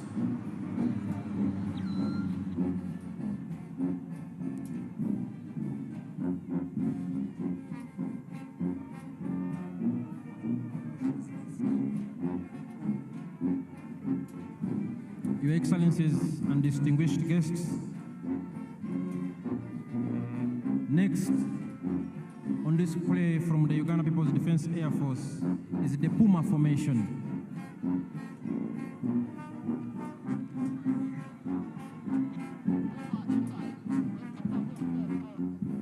The Puma Formation is inbound here on the parade grounds. Puma 1, piloted by Captain Nathan Mwebaza, the pilot in command. Puma 2, piloted by Captain Ronald Baluku, the pilot in command.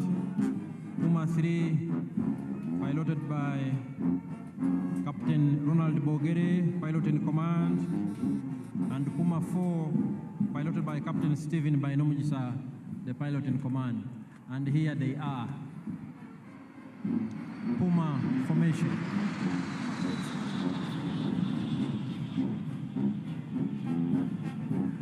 Your Excellencies, distinguished guests, ladies and gentlemen, we will have one of the Puma 4 aircraft coming back here on the parade grounds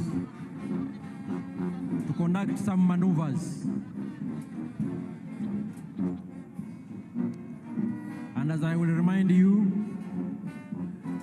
the Uganda People's Defense Forces is composed of 4 services: the Land Forces, the Air Forces, the Special Forces, and the Reserve Force. All the 4 different services of the Uganda People's Defense Forces have been on display this afternoon. Puma 4 is here, one of our elite pilots. Puma 4, piloted by Captain Stephen Bainomujisa.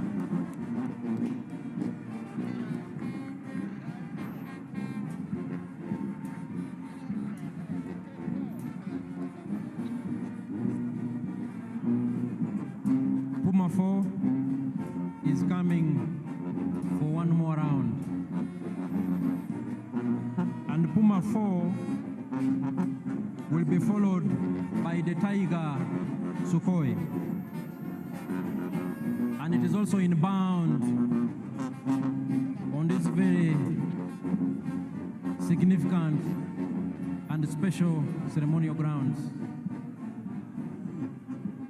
It is here and will be joining the parade any moment from now.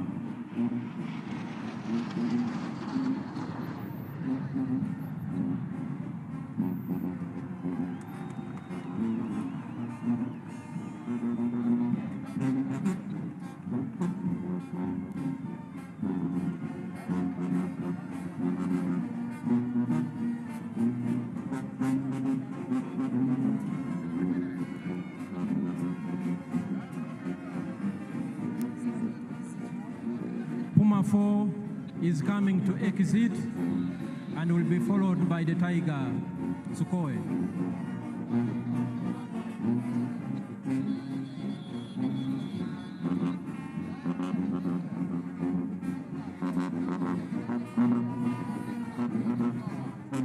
Puma 4 is now exiting the parade grounds.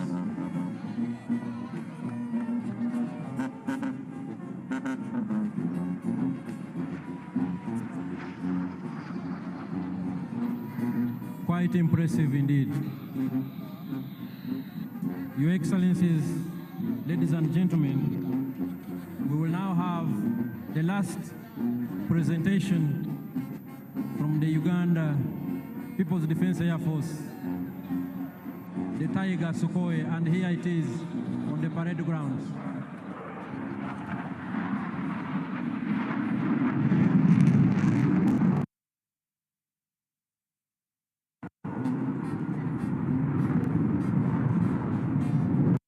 The Tiger Sukhoi has joined the parade ground and is piloted by Lieutenant Emmanuel Sajabi, the pilot in command, and he is co-pilot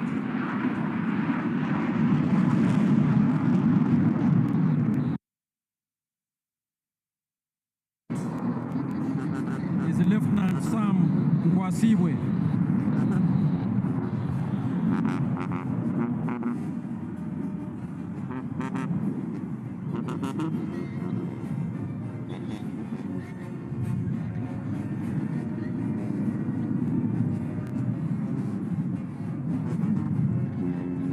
There it is, Lieutenant Emmanuel Sajabi and Lieutenant Sam Kwasibwe in charge of the Tiger Sukhoi.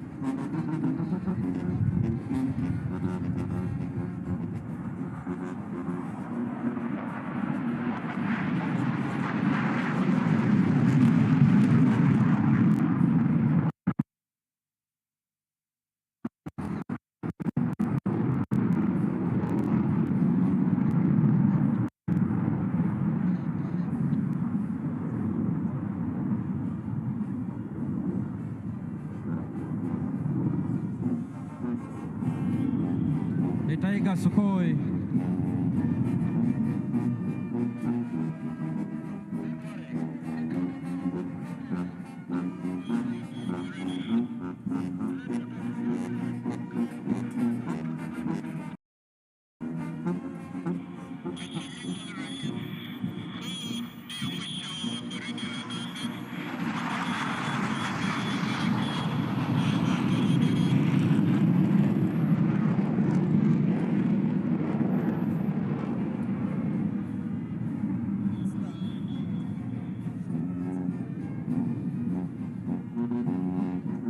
Your Excellencies, distinguished guests, ladies and gentlemen, This marks the end of the parade.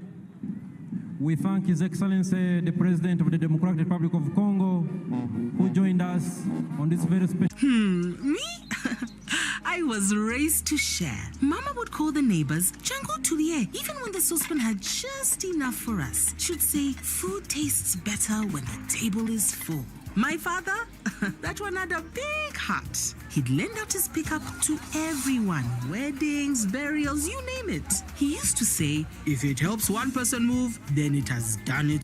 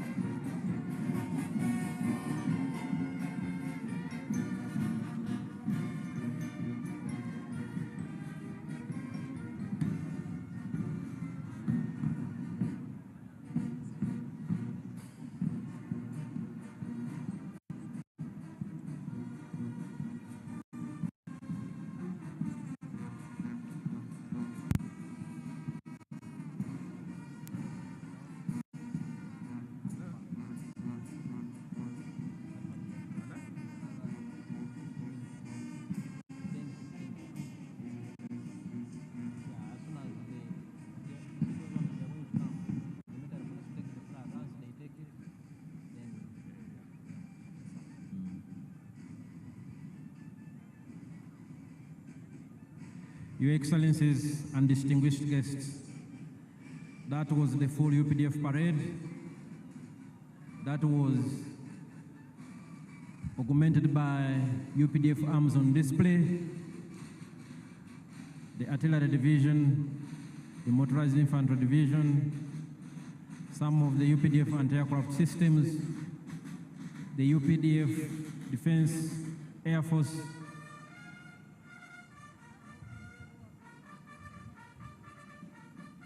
the UPDF Defense Forces Air Force, and the paratroopers under the Special Forces Command.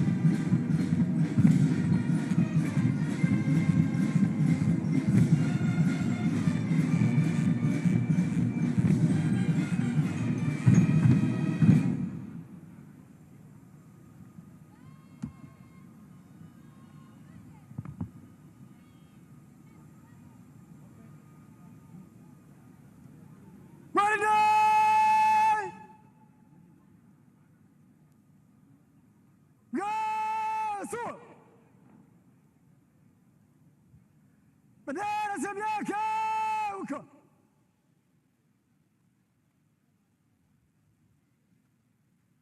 Bwana tunanyosha mistari. Usawa mistari nyosha.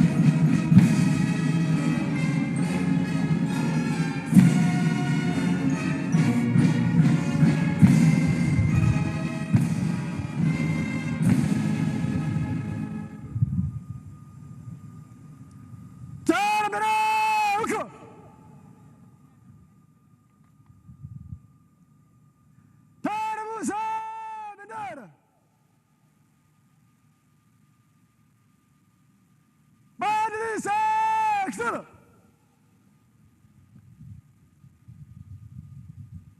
Kofia kichwani tu.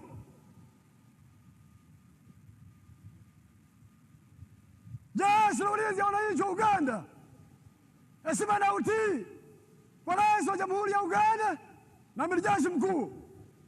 Viva Rais wa Uganda!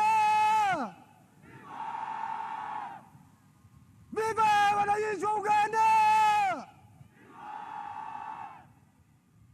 Viva Jeshi la Ulinzi la Wananchi wa Uganda! Kofia kichwani weka.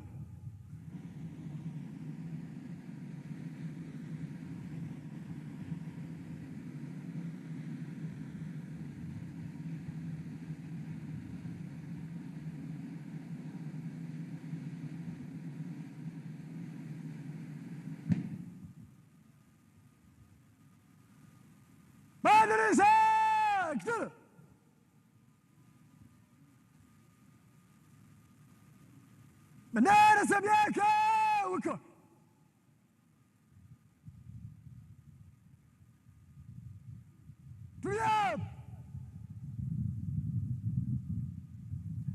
The parade commander, Brigadier General John Bosco Asinguza, is coming to ask for permission from His Excellency the President to remove the color party.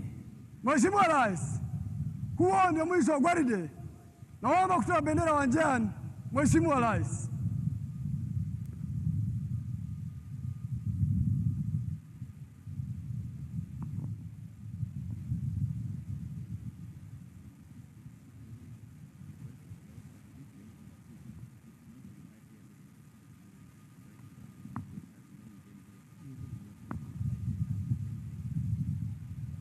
Toa bendera!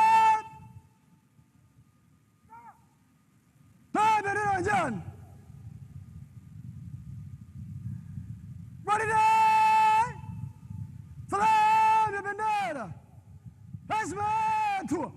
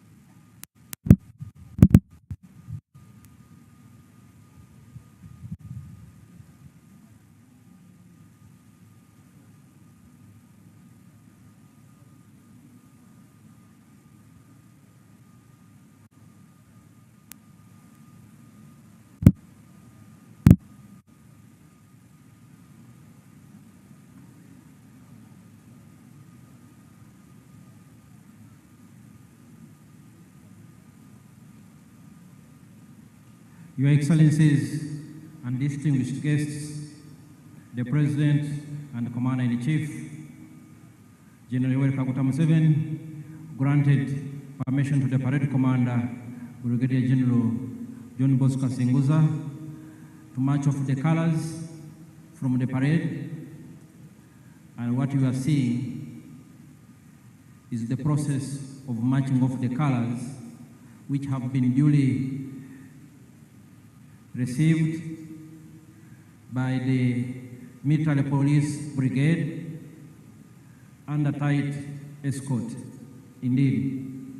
And that's how much the security services revere the national colors, the national flag, and the flag of the Uganda People's Defense Forces. We thank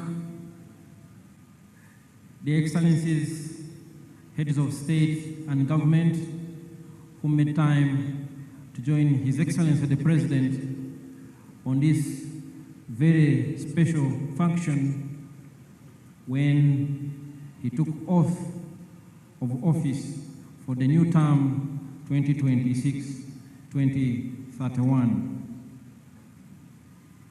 The Excellencies and heads of state and government will be leaving at an appropriate time and in an orderly and organized way. We've already heard the President of DRC, His Excellency Felix Tshisekedi, who has left us. We thank him for making time. And he will be followed by His Excellency President Salva Kiir of South Sudan, who will also leave, and he will be followed by His Excellency the President of Burundi. His Excellency the President of Burundi will be followed by His Excellency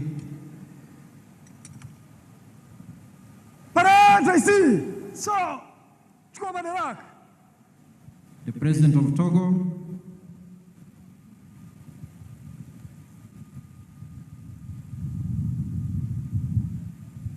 and we will continue to announce as appropriate when our distinguished heads of state and government leave these grounds. We request the members of the public and all distinguished guests in your respective capacities to remain seated. Remain seated.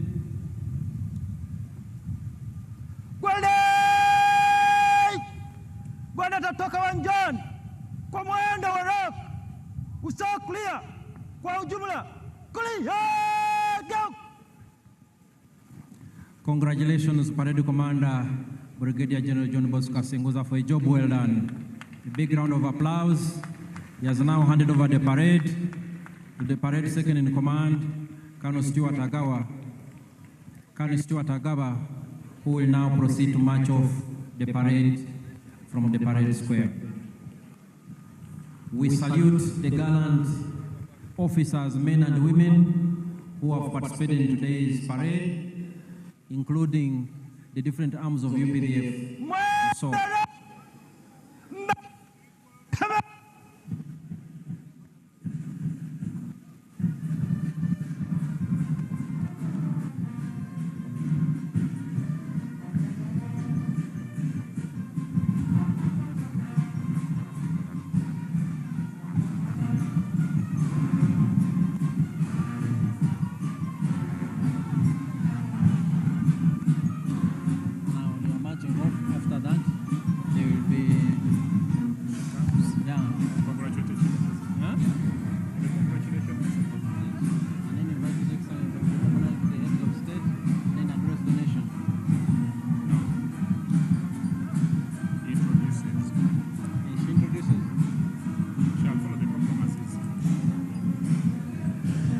Your Excellencies and distinguished guests, ladies and gentlemen, a big round of applause to the officers, men and women who have given us a very colorful parade performance.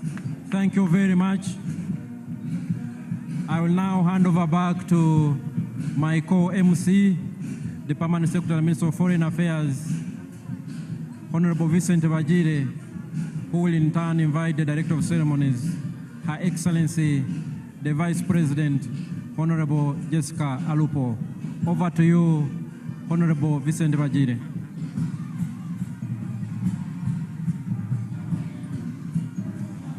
Thank you very much, Colonel Chris Magezi, and indeed the commander of the parade, for that excellent job that you have done. Your Excellency and distinguished guests, the Director of Ceremonies, Her Excellency the Vice President, will now congratulate His Excellency the President upon assumption of the highest office in the land, and thereafter she shall introduce visiting heads of state and government to His Excellency the President. Your Excellency Jessica Alupo.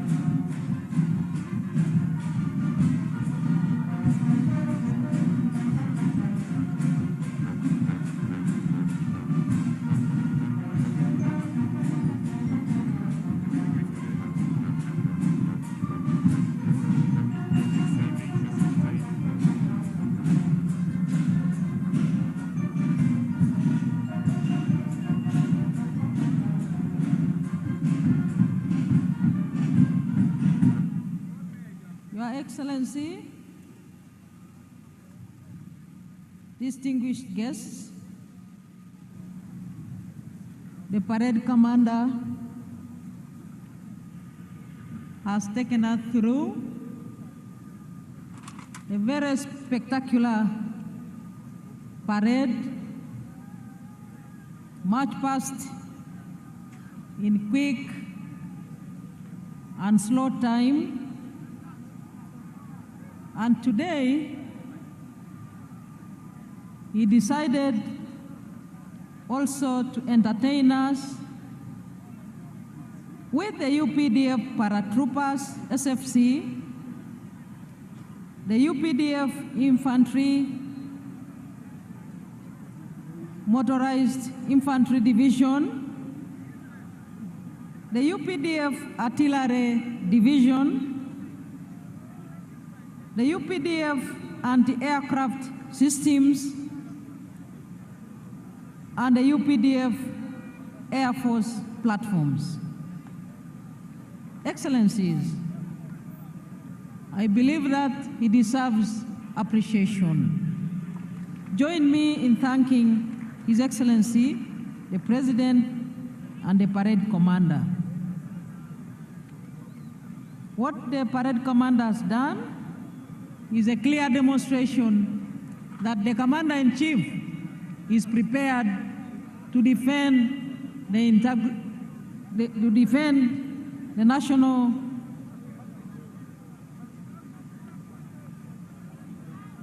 interests of the people of Uganda, and indeed to secure the whole country and the region. Your Excellencies, visiting heads of state and government, and other distinguished heads of delegations, the Right Honorable Anita Among, the Speaker of Uganda Parliament, and your colleagues, the Speaker of the Senate of Kenya, the Right Honorable Kingi Amason, the Chairperson of the National Council of Namibia. Every sunrise brings a new beginning. At Mount Kenya University, dreams rise with it. From bold ambitions to breakthrough discoveries, from classrooms to laboratories, from determination to graduation day. Here, passion turns into purpose. This is where futures are built. Mount Kenya University, unlocking infinite possibilities. Ashebir Wolde Georgis Gayo, first Vice President of the Pan-African Parliament. Your Lordship, the Chief Justice Flavian Zaija, the Chief Justice of Uganda. The Right Honorable Haji Moses Kigongo, the first National Vice Chairman of the National Resistance Movement. The Right Honorable Robin Anabanja, the Prime Minister of Uganda, the Secretary General of the National Resistance Movement, Right Honorable Richard Todwong, and your colleagues, Secretary Generals from sister parties, including Honorable Professor Abdel Karim Ben Barek, Secretary General of the National Liberation Front of Algeria, Honorable Dr. Asha Rose Migiro, Secretary General of Chama Chama Penduzi of Tanzania, the Honorable Mr. Fikile Mbalula, Secretary General of the African National Congress of South Africa, the Senator Hassan Omar Hassan of the United Democratic Alliance of Kenya, the Right Honorable Reverend Ndikuriyo, Secretary General of the National Council of the Defense of Democratic Forces of Defense of Democracy of Burundi, and Honorable Dr. Akol Paul Kodit, Secretary General of the Sudan People's Liberation Movement of South Sudan, and the Zimbabwe African National Union Patriotic Front, the Right Honorable Abedlicho Mchube, Right Honorable Dr. Justin Nsengiyumva, Prime Minister of the Rwanda Patriotic Front, and the Honorable Atupele Austin Muluzi, President of the United Democratic Front of Malawi. My colleagues, ministers present, Excellencies, heads of diplomatic missions, honorable members of parliament and other political leaders present, our cultural leaders, our religious leaders, ladies and gentlemen. Your Excellency, I am now left with two brief items to present to you, and then I will proceed to welcome you to speak to us. And the first of the two brief items is to congratulate you. Your Excellency, I wish in a special way to welcome all delegations that have come from far and near to be part of this historic occasion. I take the singular honor to congratulate Your Excellency, the President of the Republic of Uganda, on your election victory and indeed on your swearing in and inauguration, which has just taken place. Your Excellency's score of 71.65% in the 2026 presidential elections is evidence of the massive support that you and the NRM enjoy in the country. Your victory in all areas across the country also symbolizes your achievements, popularity, and the comprehension by all the people of Uganda in the politics of interests. Allow me to use this very opportunity to congratulate and thank the NRM party that nominated you as their preferred candidate and supported your re-election. I would like to thank all the candidates that participated in the electoral process at the presidential level, members of parliament, and in all other local government electoral positions. A very warm congratulations and thank you to you all Ugandans that took part and exercised your right to choose leaders at all levels.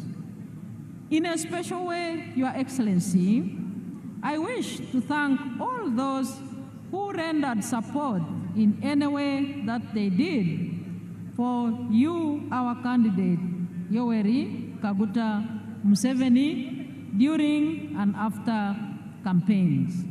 Finally, Today is an occasion to celebrate our constitutional order. The preparation for the entire election process was done in accordance with the provisions of the Constitution. For that, I would like to thank the Electoral Commission for the meticulous preparation and execution of the elections under the law.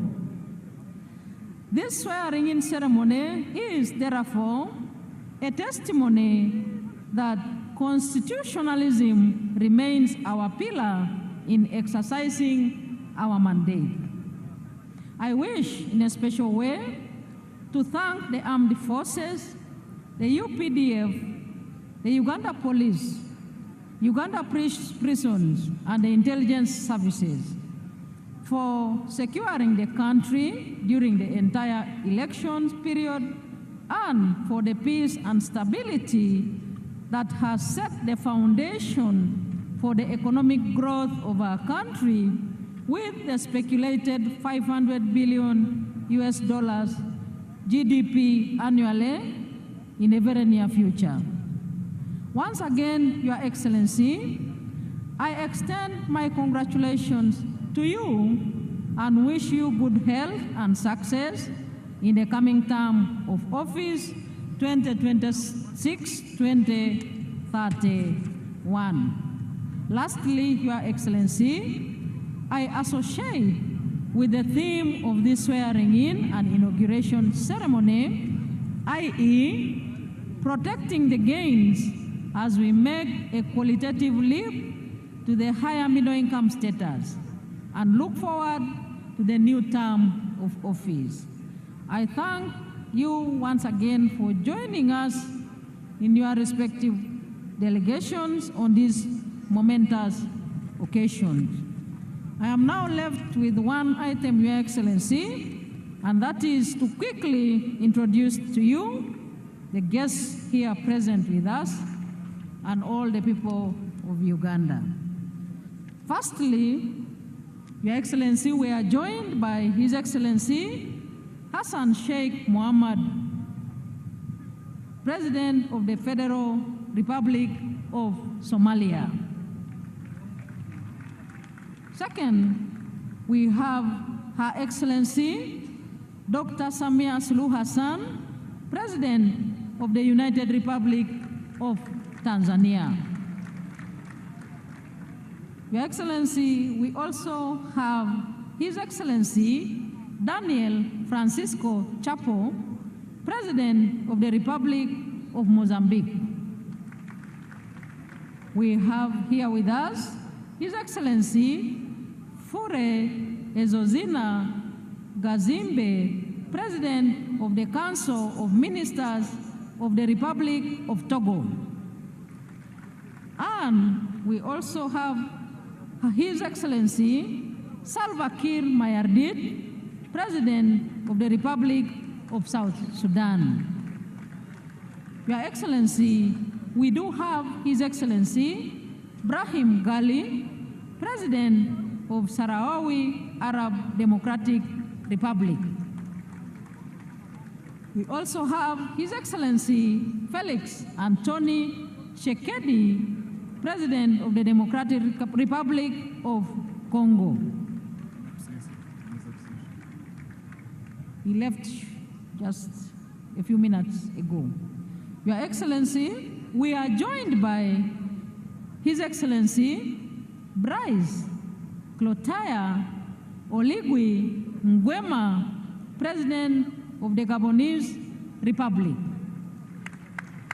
And we do have His Excellency Evariste Ndayishimiye, President of the Republic of Burundi.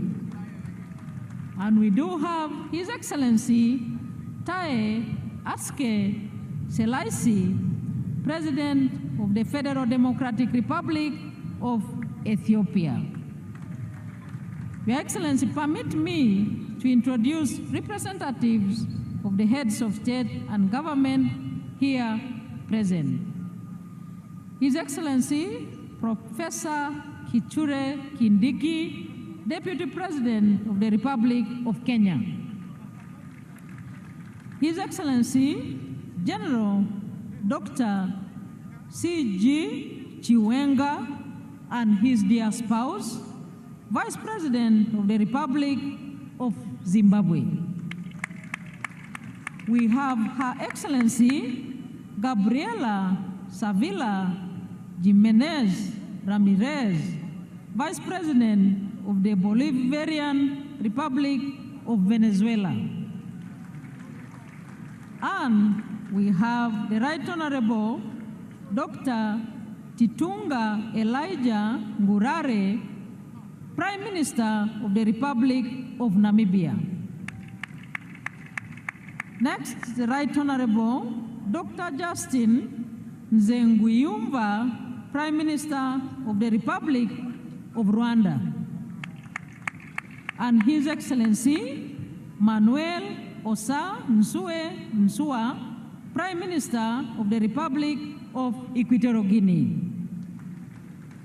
And we have Senator Thulisile Dala, Deputy Prime Minister of the Kingdom of Eswatini. Your Excellency, may I also take this opportunity to introduce to you the former heads of state and government who have graced this occasion with their physical presence. We do have His Excellency Olusegun Obasanjo, former President of the Federal Republic of Nigeria. We are joined by His Excellency Haile Mariam Desalegn Boshe, former Prime Minister of the Federal Democratic Republic of Ethiopia. Your Excellency, you are joined by His Excellency Jakaya Kikwete, the former President of the United Republic of Tanzania. We are also joined by His Excellency Uhuru Kenyatta, the former President. Thank you. Former President of the Republic of Kenya. Your Excellency, distinguished ladies and gentlemen, I further take this opportunity to introduce and welcome the following representatives of the heads of state and government here present. We have His Excellency Azuz Nasri, President of the Senate of the People's Democratic Republic of Algeria. His Excellency Losang Jamkan, Special Envoy and Vice Chairman of the Standing Committee of the People's Republic of China. We have Senator George Akuma, Secretary to the Government of the Federation of the Federal Republic of Nigeria. And His Excellency Abdoulaye Diop, Minister of Foreign Affairs and International Cooperation of the Republic of Mali. We do have Dr. Eugenio Butale, Minister of International Relations of the Republic of Botswana. And we are joined by Her Excellency Olga Gisalaine Ebok Babarak Babakas, Minister of Social Development of the Republic of Congo. Your Excellency, we are joined by Honorable Angie Motsheka, Minister of Defense and Military Veterans of the Republic of South Africa. We have His Excellency Sheikh Kakbut bin Nahan Al Nahan, Minister of State for Foreign Affairs of the United Arab Emirates. We have Her Excellency Onishi Yohei, Parliamentary Vice Minister of Foreign Affairs of Japan. We have His Excellency Atta Sadorov, Leader of the Democratic Party of the Republic of Turkmenistan. And we have His Excellency Mr. Dionisio Manuel da Fonseca, Minister of State and Chief of Civil House to the President of the Republic of Angola. We have Honorable Bella Chakesova, Deputy Minister of Digital Development, Communications and Mass Media of the Russian Federation. We have Honorable James Gaka, Deputy Minister of Foreign Affairs of the Republic of Ghana. We are joined by His Excellency Engineer Walid bin Abdulkarim Al-Kareji, Vice Minister of Foreign Affairs of the Kingdom of Saudi Arabia. We have Honorable Mr. Jayan Chaudhry, Minister of State for Education, Skills and Development of the Republic of India. We have Mr. Nicholas Checker, Senior Bureau Official for African Affairs of the United States of America.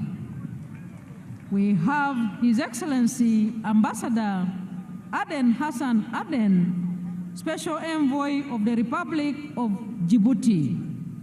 And we have His Excellency Dr. Mutiba Luabelwa, Executive Secretary of the International Conference on the Great Lakes region. And we do have Honorable Ambassador Stephen Patrick Mbudi, Secretary General of the East African Community. And we have His Excellency Dr. Wokne Gebedehu, Executive Secretary of the Intergovernmental Authority on Development. And we have Your Excellency in our presence, His Excellency Ambassador Haddadi Selma Malika, Deputy Chairperson of the African Union Commission.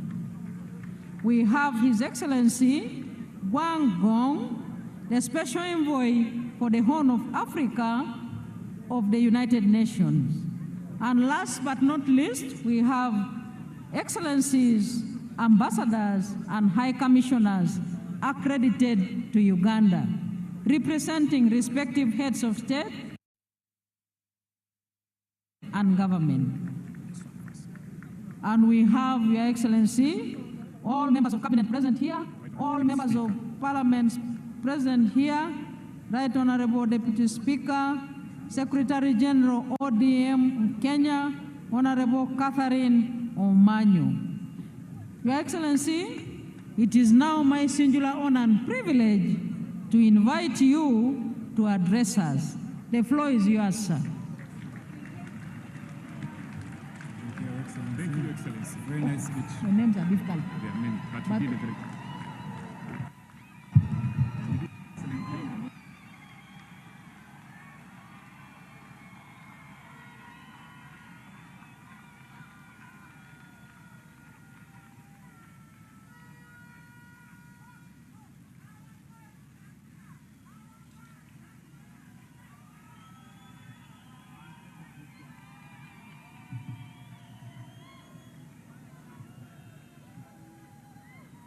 Excellencies, the heads of state who grace this occasion,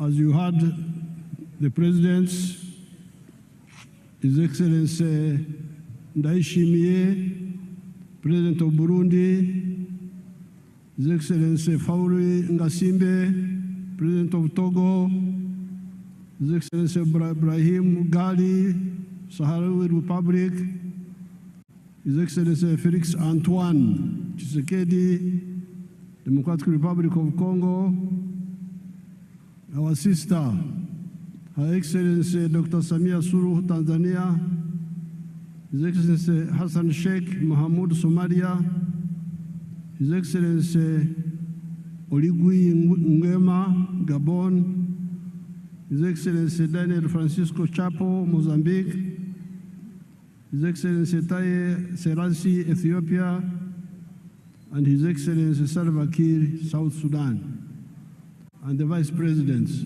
So, Your Excellencies, I welcome you to Uganda, and I thank you so much for showing solidarity with us.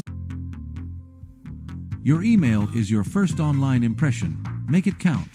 With GoDaddy Email, you get a professional address that matches your... You, the Ugandans, especially the Bazukuru, the young people, Abazukuru Jemuli,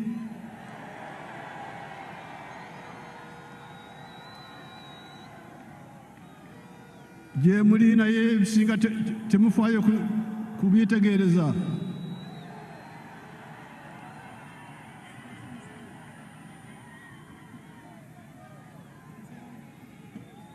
Mutomera butomezi. Twariki. Nze jjajja nkyali wano.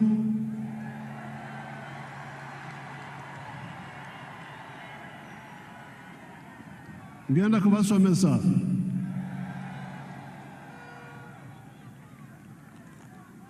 I'm telling these grandchildren, Your Excellencies, I'm telling the grandchildren that they don't know much of the history. So on this occasion, I want to thank the people of Tanzania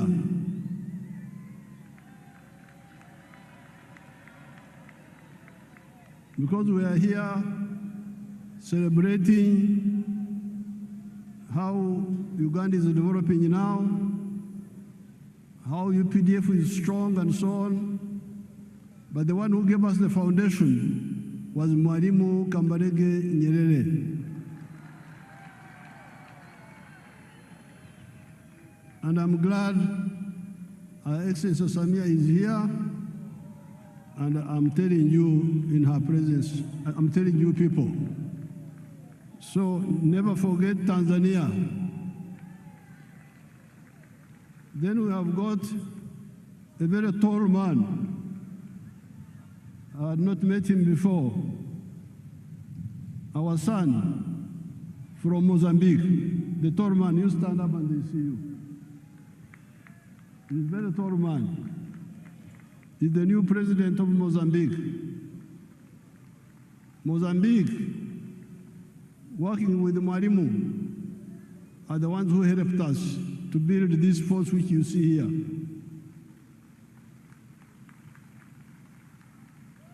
The 28 people I trained in Montepuez, 1976-78, are the ones who built this army which you see here. Then there is the Vice President of Kenya.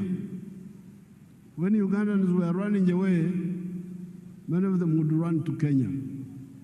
So those countries in particular, I want you to know how they helped us.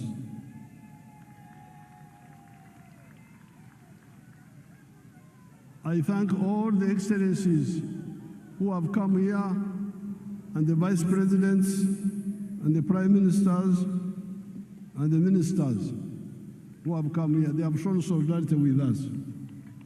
I thank them so much.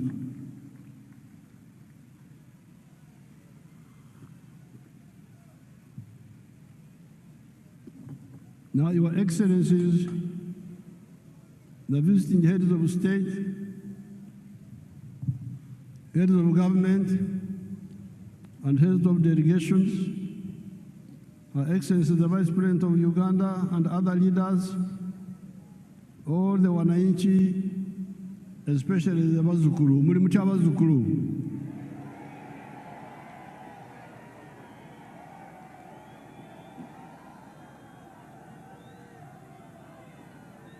N'abana Uganda balala bonna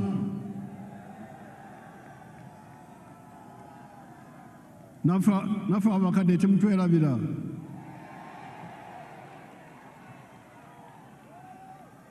Habari nzuri wote. Mungu asifiwe. Apoyo Lubanga yebazibwe Katonda. Congratulations on the series of elections that we have been having ever since the 15th of January 2026. These were the presidential and parliamentary elections, district chairpersons, district councillors, sub-county chairpersons, and sub-county councillors. I especially congratulate our party, the NRM, for winning all those elections with big majorities. Abana Uganda, mwebale kuwagira NRM.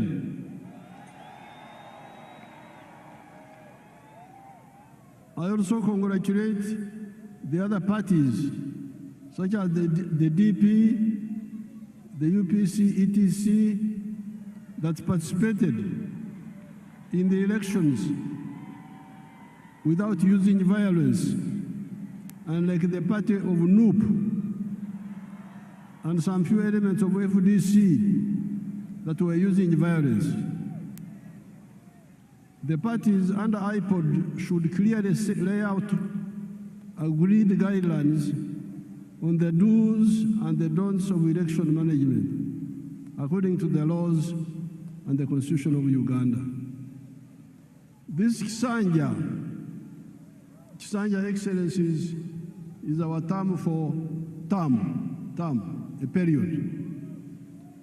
This Kisanja should be regarded as a Kisanja of no more sleep for all Ugandans. Kino ekisanja twetwetaaga abantu okwebaka ate nibekwasa kino nibekwasa kiri songa eddagala liwe liri.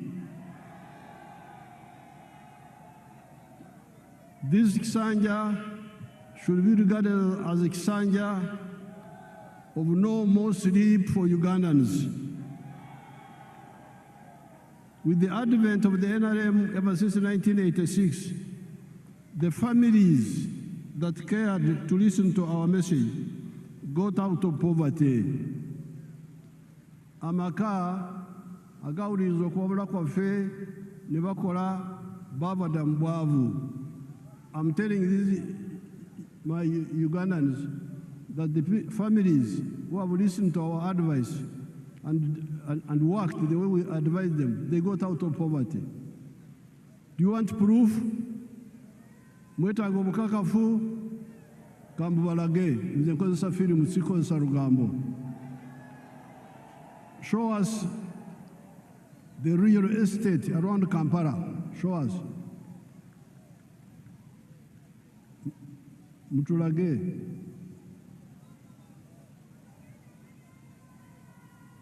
Show properly, don't switch off. You see all those houses? All those are new houses. And they are built by your own Ugandans. They are not built by foreigners. Yes, there are poor people in Uganda, but there are also those rich people you see there who listened and took advantage. Look at the real estate explosion around the Kampala Entebbe area, even before you go to other parts of Uganda. In the last elections, I reminded you of the Matafari and Uganda contributions that the NRM has put on the House of Uganda in the last 40 years. Excellencies, during the campaign, I told these young people that NRM in the last 40 years has put a matafari, which is our word for bricks, has put 7 matafari on the House of Uganda. In other words, the NRM has made 7 contributions to Uganda in the last 40 years.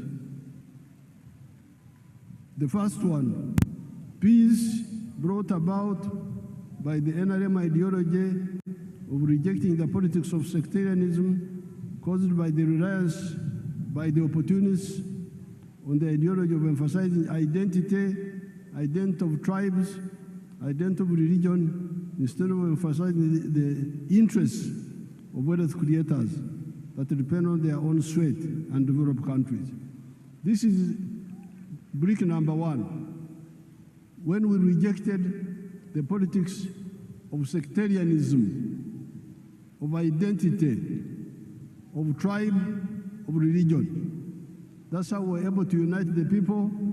That's why we win on the first round, because the majority of the people are always with us. All these Bisanja, all these terms, 7 terms, we have never had a real run. We have never had anything below 50%. Why? Because we emphasized the politics of unity, not the politics of sectarianism, not the politics of identity, religion, tribes. If you say religion, there's no religion in Uganda which is majority. If you say sectarian tribe, there's no tribe which is majority. We will not get these numbers. So this is brick number one, which we put on the Uganda House. Second point, development in the form of economic infrastructure, such as roads, electricity, the piped water, the railways, airports, telephones, etc., and social infrastructure in the form of schools, health centers. You can see some of those there on the screen.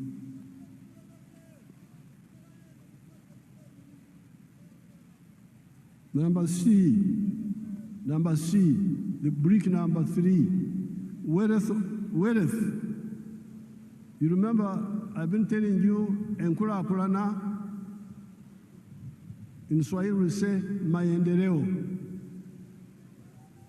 But you can have maendeleo, in Swahili we must also have utajiri, wealth. So some people have been talking of roads, railway, electricity, but they never talk about wealth. And this is a mistake.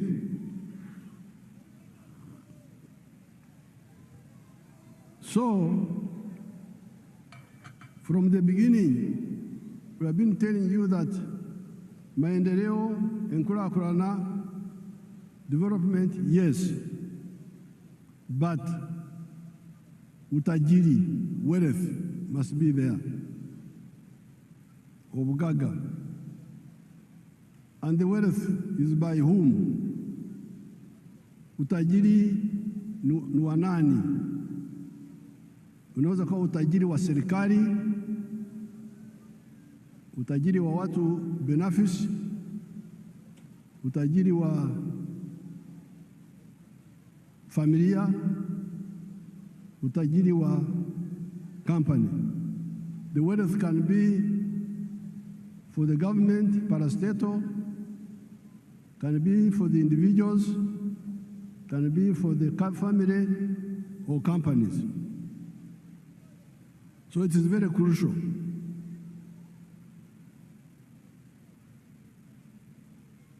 And in the case of Uganda, we have been telling you that the wealth is in the 4 sectors: commercial agriculture, manufacturing and artisanship, services, and ICT.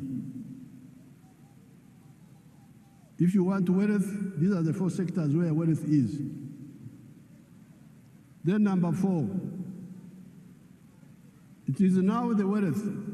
Once people create wealth, the wealth creates jobs. You cannot have many jobs without wealth. Huwezi kuwa na ajira ya kutosha bila kujenga utajiri wa serikali, wa binafsi, wa familia, wa company. Kujidanganya huko kuache. Mwache kujidanganya. muleme okwerimba tusobola kubeera n'emirimu awatali bugagga. Then brick number 5 were service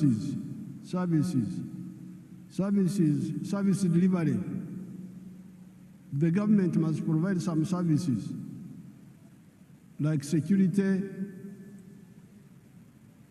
like health, like justice. Those are done, education, those are done by the government, and the government has done it. Then number 6, market, soko, tukizalisha mali, sisi wazalishaji mali, nani atanunua bidhaa zetu kwa wingi? If we create wealth and produce products, who will buy our products? So that's why the NRM from the beginning, with our elders, Mwalimu, Nyerere, Kaunda, all of them were clear. You cannot talk of development without market. We must unite East Africa, unite Africa, so that we have a market that can absorb the products that we produce. The United States is a powerful country because they have got their parents created a big market for them. If I was in the USA, I would be a billionaire by now, because the market is there. You produce something in New York, it can be sold all the way to California. But here in Africa, the market was fragmented. But thanks to our partners in East Africa, we have united the East African market. All these leaders you see here, many of them are members of East African Community, of COMESA, of the African Union, the CFTA. So the market is now there. Then in the case of East Africa, we are talking of the political federation also, which will deal with the issues of security. Now, the NRM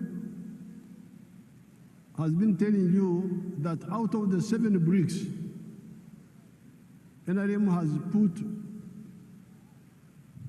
peace is now there,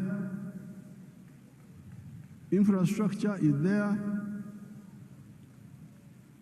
the service delivery of health care and schools is there, the market of East Africa is there, the market of Africa is there, we can also access the international market.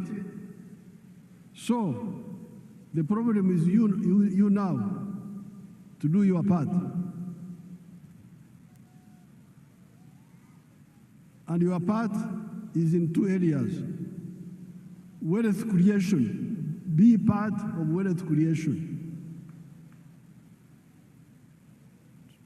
Tozira bugaga, nze neerira bugaga. Nze njagala bwavu. Tombula ebyobugaga. Be part of wealth creation. And once you create wealth, you should also create jobs. Now, during the campaign, I showed you examples here. Let's see them, some of them again, a few of them. Basangwa.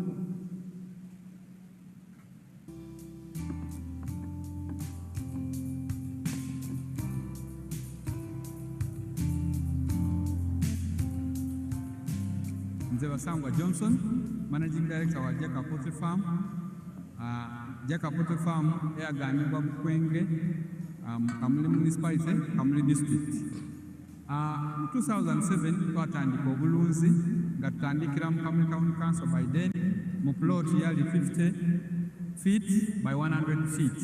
There is a foot atano kuchikumi eda itaka. Tutandika tutya.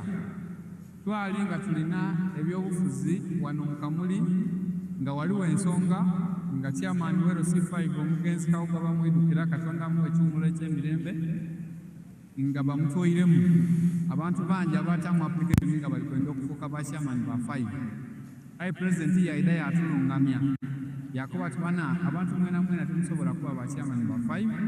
Aye abantu mujje mukola emirimu egingi ng'okulunda yayogera kulunda embidi okulunda enkoko byonna yabyogerako. Nze napikinga mu ky'okulunda enkoko n'atandika efaamu mu 2007 n'enkoko 5. Sawa dino wendogerera ku faamu kuno tize mabega nkambwire president yaida yankyalira mu 2010 nga nina enkoko 500 yasanuka ino. Sawa dino tutambwire tulina enkoko mitwalo 10 tufulumya amagi etula 2,000 buli lunaku. Etula 2,000 livaamu miliyoni 2 buli lunaku. Omwezi liba miliyoni 6. As we remember the loved ones that we have lost to AIDS, we can't help but recognize the role our mothers, sisters, aunties and grandmothers have played in caring for. Tuwuliriza omulamu gwa president okuva ku kiseera ekyo kakati katukigiireko. President awaire musanhufu ino ku bintu byenkoze era nga buli kaseera nkyekingako. Wendogerera kati tulina abakozi 300 betukozesa. Now you remember I was giving you the example of Basangwa. In 2007, I found them fighting for the position of district chairperson, political position. There were many of them. I advised them, why do you all fight for politics? Why don't you look at wealth creation? And I told them what to do, which we have been telling you from 1996. The 7 activities that you can do on a small scale in agriculture and you get out of poverty. Basangwa listened to my advice, and he had a small plot of 20 feet, is it 50 feet by 100, I think. He started rearing chicken for eggs. So he's now a rich man, getting more than 7 billion shillings a year now. But not only is he a rich man now, but he's now employing 300 people. So a poor man who had no wealth, who had no job, now is a rich man, but also has created jobs for 300 other Ugandans, those ones you see there. Then we go to Joseph Ijara of Serere.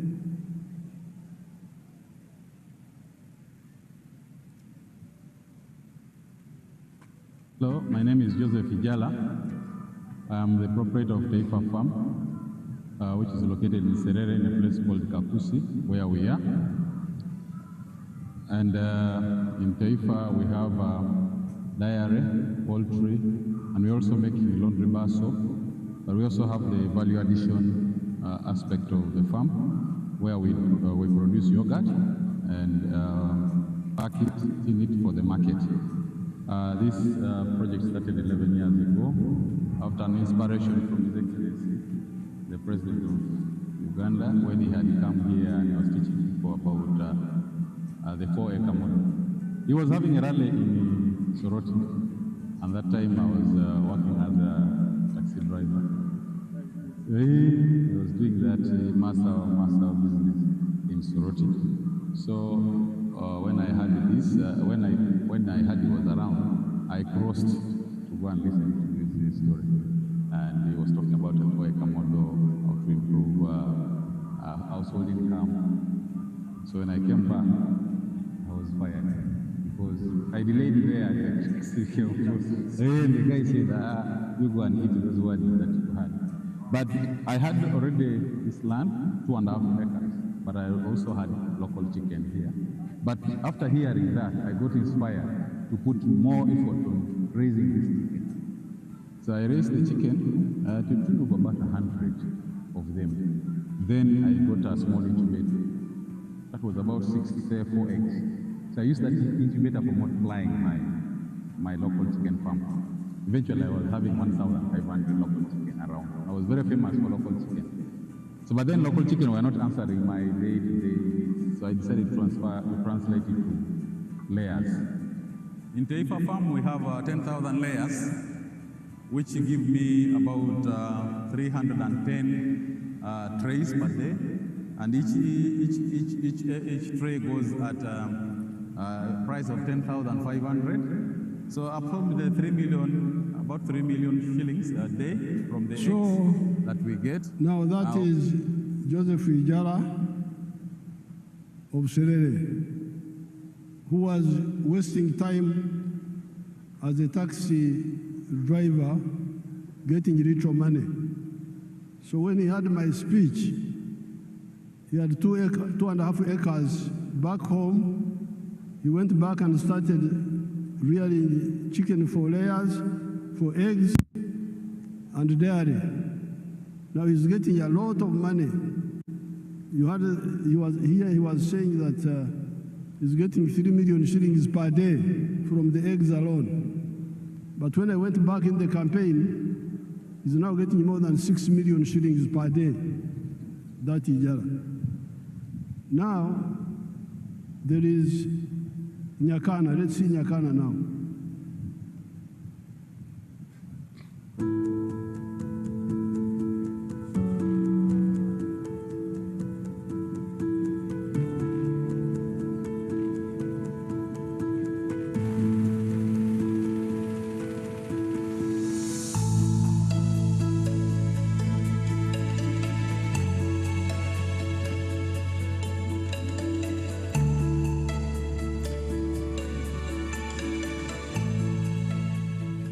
My name is Nyakana Richard from Rwengaju. This village is called Rwengaju village in Karabarole, Poto City.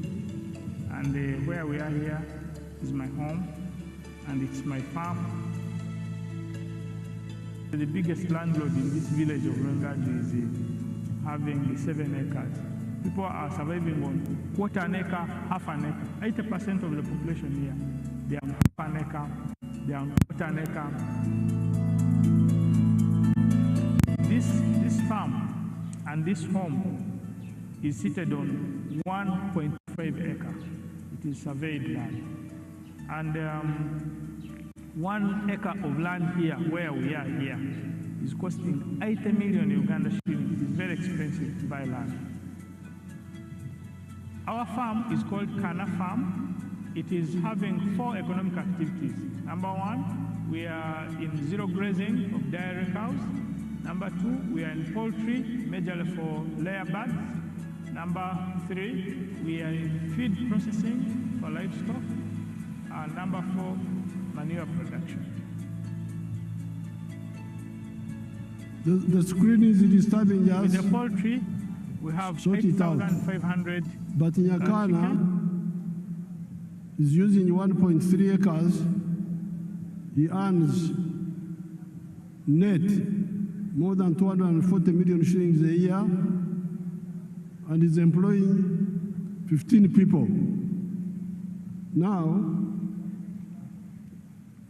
this is in 1.3 acres. Uganda has got 40 million acres of good arable land. If only 7 million acres were used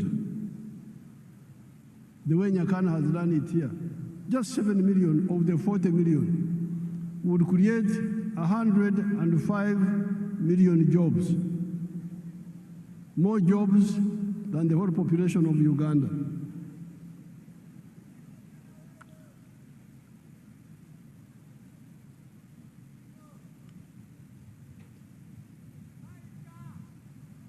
I have reminded you that Uganda has very good arable land. If only 7 million of those acres were used the Nyakana way, would create 105 million jobs in small-scale commercial agriculture alone of the 4 acres model or less, and the 7 economic activities. This is before you talk of the big-scale commercial agriculture, such as Madhvani, where employs 14,000 people at Kachira, before you talk of the manufacturers that are now employing 1.5 million people. Now, you can say, you Museveni, you are always talking of small people, of 4 acres and less. The Basangwas, the Ijaras, the Nyakanas. Oh no, you are mistaken. I support the big ones also. Let's see Madhvani. Show us Madhvani, if you are not asleep. The one of the screen. You want the big ones? There they are. The big ones are there. But we struggle with the smaller ones because they are the ones who don't know what to do. The big ones, most of the time, know what to do.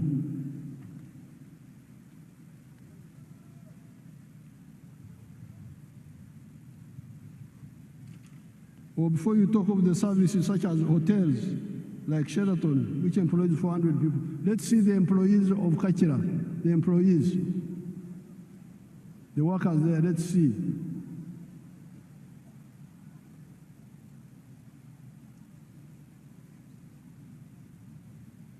They are employing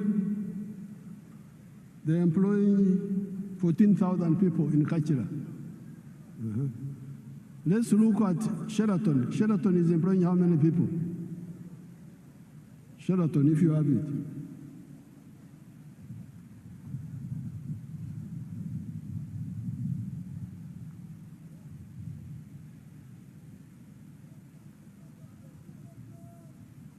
Sheraton is employing 400 people. Let's look at Mbare. Those are employees of Sheraton. See how smart they are. Let's look at Mbare Industrial Park.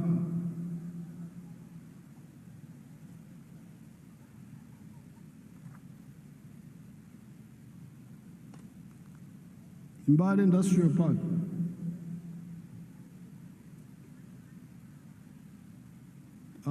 Freeze it. Go back a bit. Freeze there. You can see how many young people are employing in that industrial park. It has got now, when I was last there, it had like 80 factories, and it was employing 20,000 people. This is just one of them. So, the message of the NRM is 2 words: wealth, obugagga, utajiri is the one which produces jobs. Ajira, I think in Swahili they call it ajira. Emirimo, jivambugaga.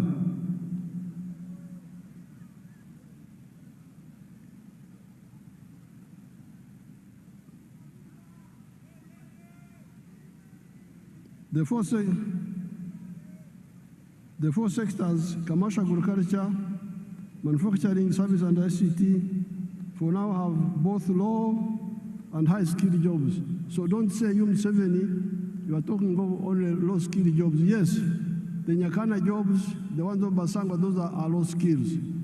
But let me show you the high-skilled jobs. Chira, show them Chira Motors. Chira Motors. And the Karuma.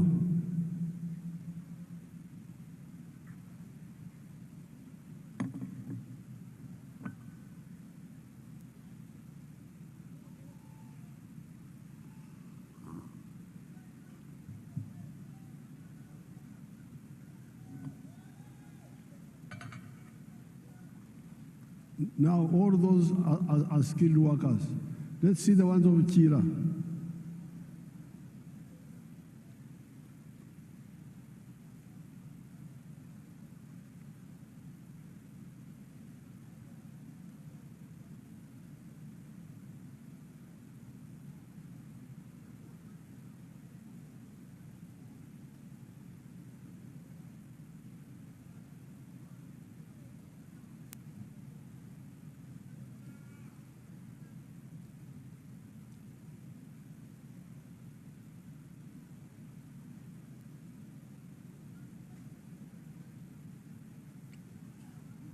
Obadde ki?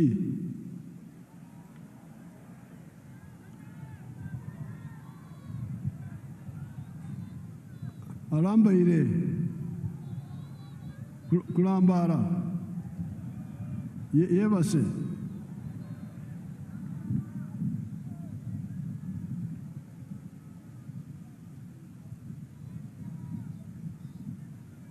balambalira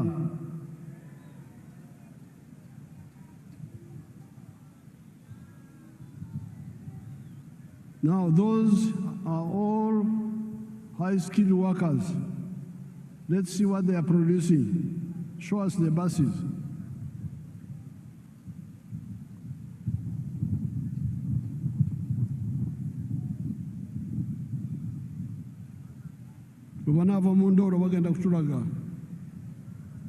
When they get out of sleep, they will show us. Let's continue. So, those are the buses now. Produced by your own people from zero. Totally designed and produced by. There is crying about petrol in the world. For us, we shall go electric. If the petrol disappears, we have got electric buses here. We have no problem.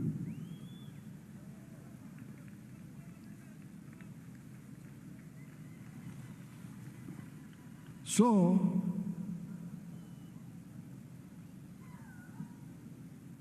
the challenge of the NRM is that there is peace, there is infrastructure, there is services in schools and health centers, there is market of Africa, but you must be engaged in wealth creation. As an individual, as a family, or a company. And then the wealth you create will produce jobs. And in the case of Uganda, we have got the 4 sectors: commercial agriculture, big or small, manufacturing, services like hotels, and ICT. The 4 sectors, commercial agriculture, manufacturing, services, and ICT, for now have both low and high-skilled jobs.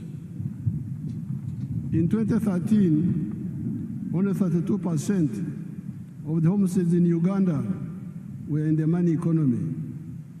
At independence in 1963, only 9.4% were in the money economy. On account of the work of Operation Wealth Creation and PDM, the homesteads in the money economy are now 67%. The other 33% are still outside, but must also join the money economy. When all the families in Uganda join the money economy in the 4 sectors, there will be so many jobs that all our nearly 2 million refugees from the brother countries of Africa that are here will get jobs, and will have to import other workers from the brother African countries. With more value addition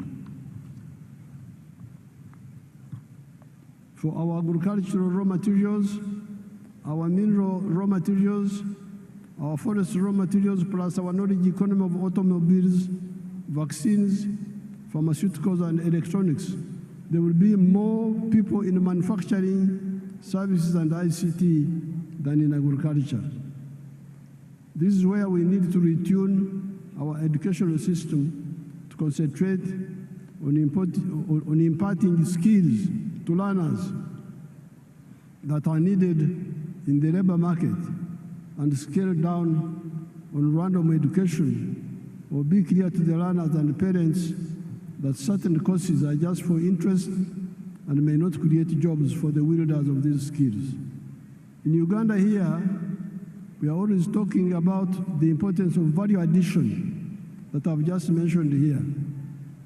With the presence of so many African brothers and sisters and friends from outside Africa, I cannot fail to point out the strategic mistakes many of the African ruling elites have been making for the last 70 years, ever since the independence of Sudan, Khartoum, in 1955.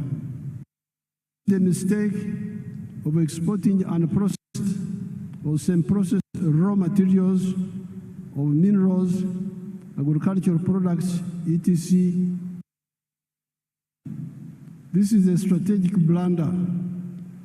Let us take gold as an example. If you export a kilogram of unprocessed gold, 84% pure, recently you have been getting US dollars 60,000. If the gold is processed to 99.9% purity, you get US dollars 168,000. Look at the difference in value. However, you do not only donate money to the outsiders per kilogram of gold, per kilogram of coffee, you also donate jobs. All those refining jobs go to the outsiders. That is not all. At 84% pure, that gold cannot be used as bullion, as currency. They say home is where the heart is, but at Housing Finance Bank, it's also where you electronics, aerospace, etc. That is one of the reasons Africa's economy has remained stunted 70 years after the African countries started regaining their freedom. Africa is 4 times the land area of the USA and 12 times the land area of India, with a present population of 1.5 billion people that will be 2.5 billion in the next 30 years.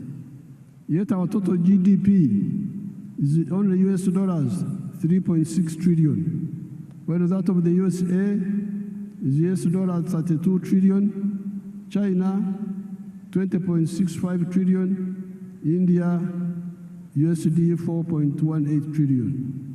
This hemorrhage must stop. That is where here in Uganda we banned the export of unprocessed minerals and try to get people to address value addition here for all the other raw materials that make profits. In the African economies, we must ensure both vertical and horizontal integration. Africa's GDP should at least be 60 trillion US dollars, if not more. Our friends from outside of Africa should also help us to achieve this. If they see far, they will see that this is also in their own interest. If you are a clever capitalist, why would you want to do business with a poor man with a small purchasing power? I regard myself as a clever capitalist. I produce milk. I want many Ugandans and many Africans to buy my milk. However, they cannot buy my milk unless they have money in their pockets. Luckily, I am both a clever capitalist and also a Christian, as well as a patriot. And I therefore love God with all my heart, and I love my neighbor as I love myself. I'm therefore working feverishly put money in the hands of Ugandans for them to get out of poverty, improve their purchasing power, and also improve their milk consumption per capita from the present 60 liters to 210 liters recommended by WHO for the sake of the calcium of their teeth and their bones. I also pray the same happens in the whole of Africa and the world. The phenomenon of Uganda having more jobs than local labor force is not new. The small enclave economy of the British times, the economy of the 3 C's and 3 T's, could not get enough workers locally, although it was only covering 9.4% of the homesteads. That is how our brothers from Rwanda, Burundi, Kenya, South Sudan, Tanzania came. You listen to our message and wake up, kuzukuka, given our raw materials base of Uganda, the present population of Uganda of 48 million people will not be enough to manage a developed Uganda. In small-scale agriculture, in order to support PDM with zero grazing chicken, pigs, goats, turkeys, sheep, cattle, we must solve the problem of water up to the whole household level, or up to at least the village, where one can use a wheelbarrow to bring the water to zero grazing areas. The current woman MP for Ntungamo, the Honorable Josephine Kamateneti, has developed an interesting model that uses solar-powered water pumps and wells, Amaziba, Uruzi, in the areas of Uganda that have got Enshuro spring. She uses 8.1 million shillings for a village.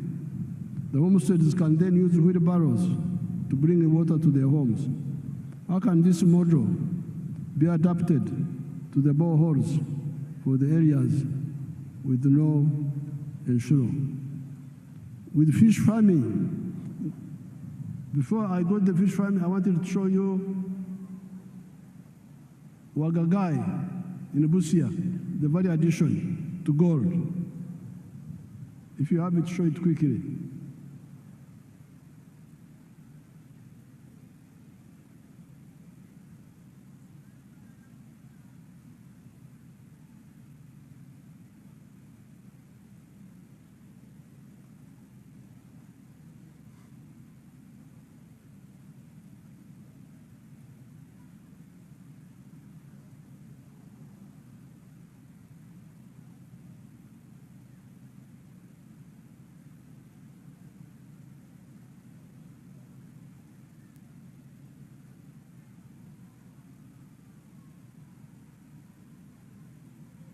Now, freeze that one.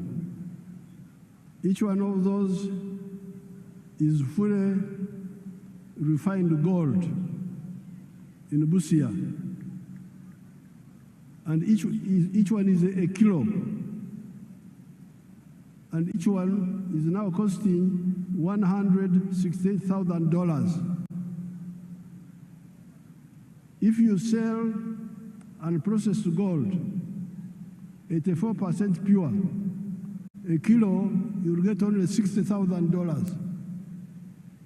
So you see the wastage. Africans are really in trouble.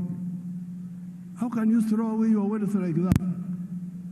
You are losing more than $100,000 in every kilo of gold. And then you say you will solve your problem. How will you solve the problem? With fish farming in the Miga edges of the wetlands, the government will help the communities with the earth-moving equipment to make the fish ponds, the solar-powered water pump, to pump water and aerate with oxygen and protect the fish against snakes. The issue of fish fries, nyanja, and fish feeds is also being addressed. The support for all the other sectors, big commercial farmers, manufacturing,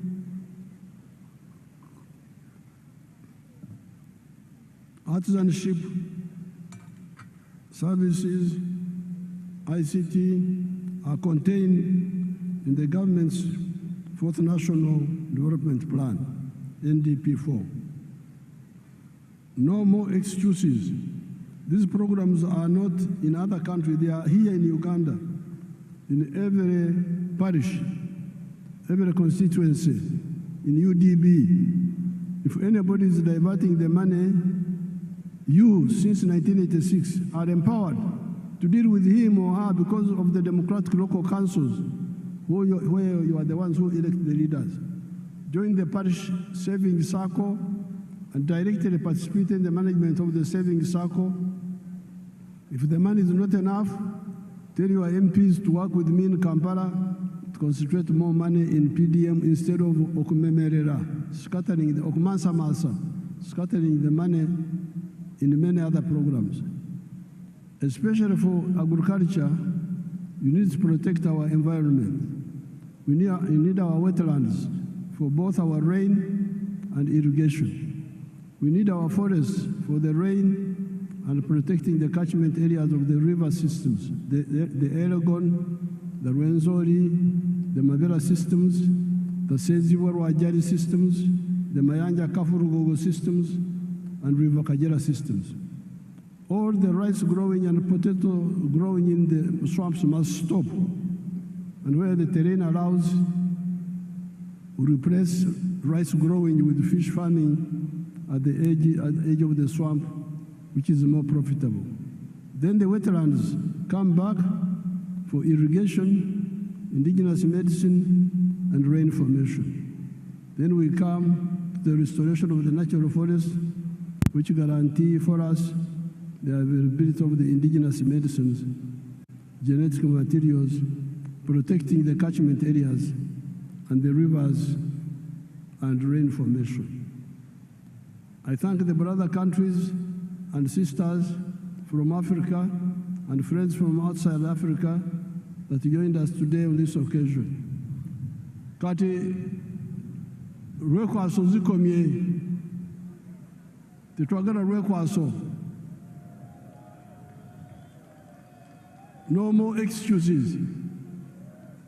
Everybody wealth creation. Ate obugaga bwe buzaala emirimu. I thank everybody. I would now like to ask His Excellency Ndaishimie, I think we ignore that. who is the head of the African Union, That's right. but also President of Burundi, the Burundi president. Because he's the chairperson of the African Union, to come here and greet you on behalf of the visiting president. Thank you so much.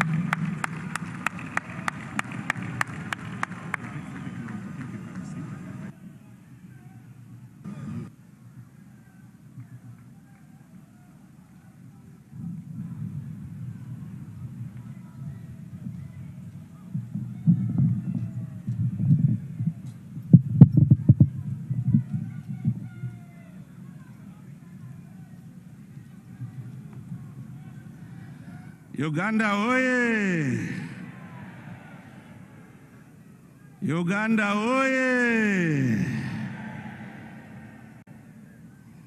Your Excellency, President Yoweri Kaguta Museveni, President of the Republic of Uganda, Your Excellency, Head of State and Government, distinguished guests, great people of Uganda, Wariyorcha,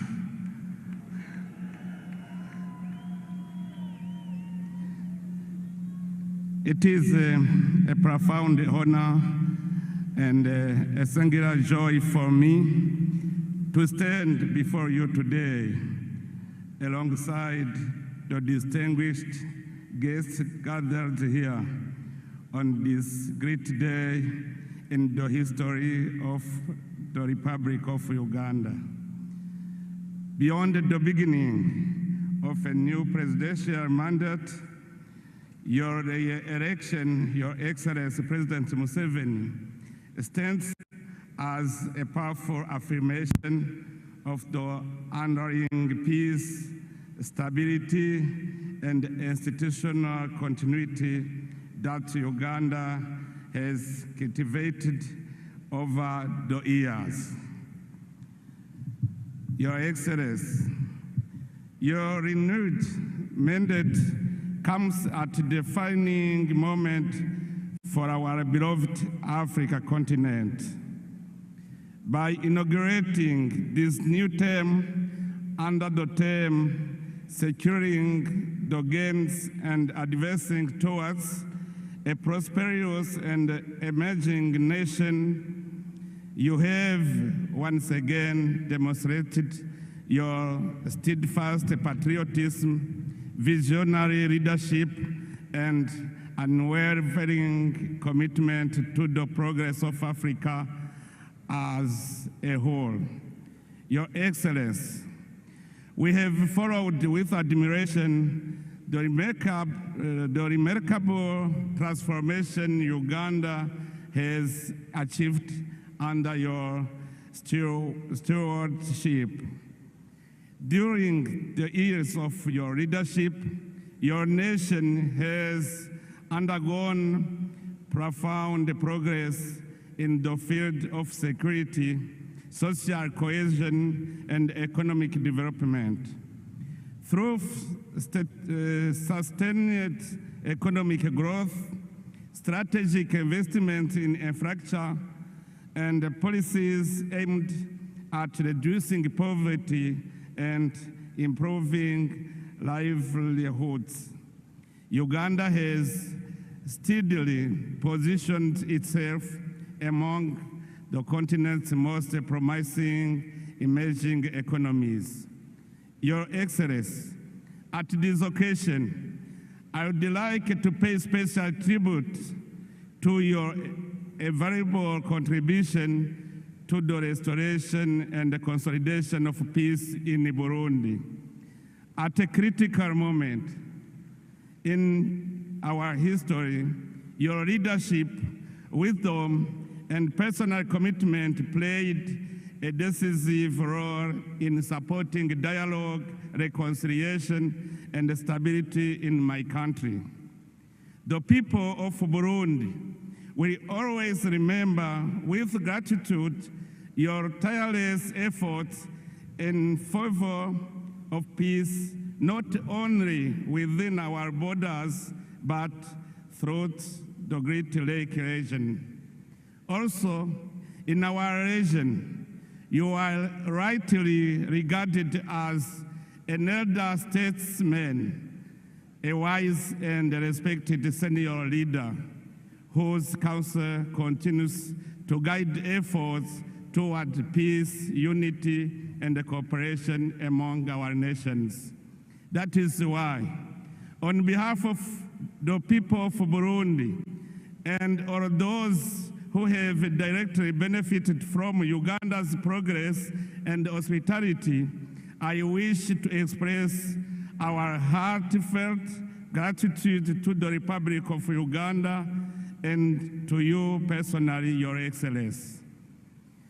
Your Excellency, as I conclude, I wish to warmly congratulate the people of Uganda for the confidence they have once again placed in His Excellency President Museveni. In doing so, you have reaffirmed your attachment to peace, stability, resilience, and wise leadership. It is my sincere hope that this new mandate will usher in even greater prosperity and opportunity to every Ugandan family. May your wisdom, dear brother President Museveni, continue to enlighten our continental dialogue, and may the bonds of fraternity and cooperation between Uganda and the nations of Africa grow ever stronger. May Almighty God bless our great Africa continent. May God bless Uganda and its courageous people. I thank you very much. Mwebale.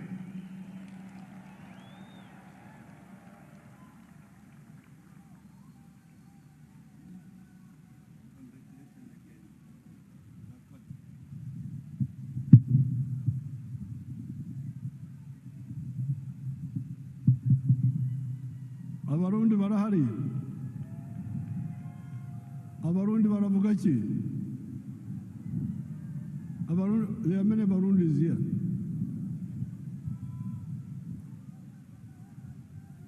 We are now entering Chisanja, no more sleep. And we are entering Chisanja, no more corruption.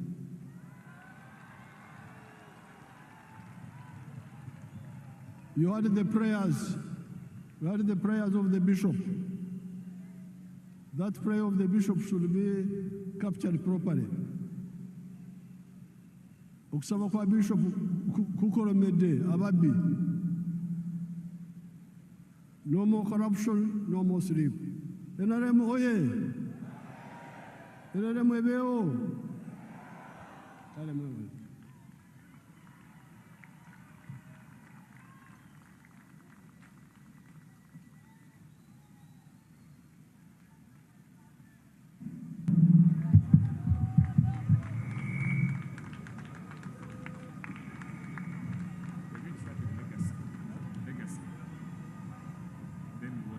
Your Excellency, I would like to thank you for the address to the nation and seek your guidance on how to proceed with the two entertainment items which are on our program. If it pleases you, Your Excellency, I now invite Legacy to make their presentation in less than 5 minutes. And as they are coming, I request all of you to join me again in thanking His Excellency the President for that comprehensive address to us. And very quickly, Your Excellency, also, I would like to mention that all the RDCs are here, the RCCs, the LOC5 chairmen, the NRM chairmen from all districts are here joining you in this momentous occasion. Legacy, you have the floor. Less than 5 minutes.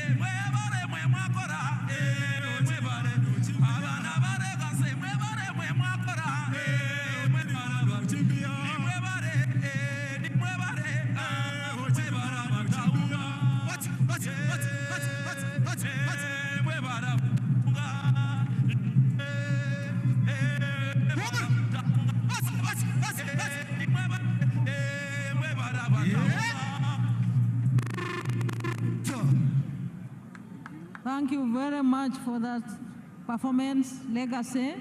May I now invite Weso, and thank you for keeping time. Weso, please come on the stage and entertain His Excellency the President, our newly inaugurated President, and our treasured guests here present.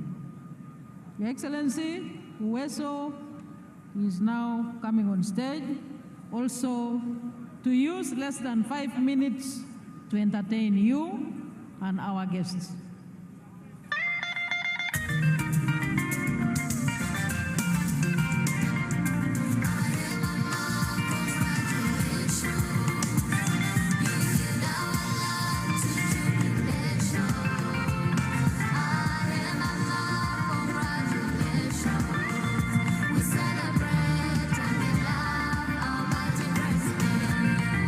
Back in 1986, the story starts. A child stood side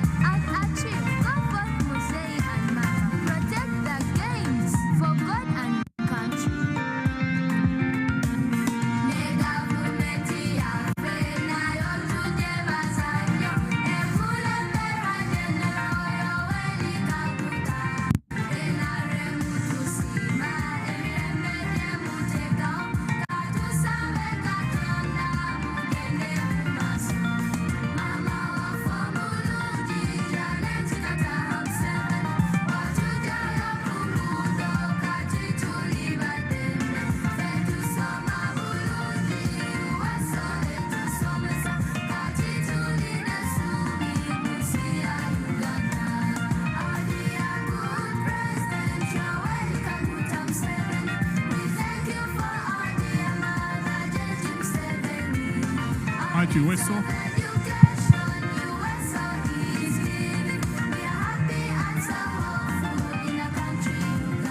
Thank you very much, Uweso. Thank you very much for that thematic entertainment song. Your Excellencies, we are joined by Mr. Fadil El-Mehi, Special Envoy from Libya. Your Excellencies and visiting heads of state, let me now use this chance to thank you once again for your time and patience, and most important, the brotherliness between our country and your countries. Your Excellency and visiting heads of state and government, distinguished visitors, we have now come to the end of our proceedings this afternoon. We shall now have the anthems in reverse order. Band Commander.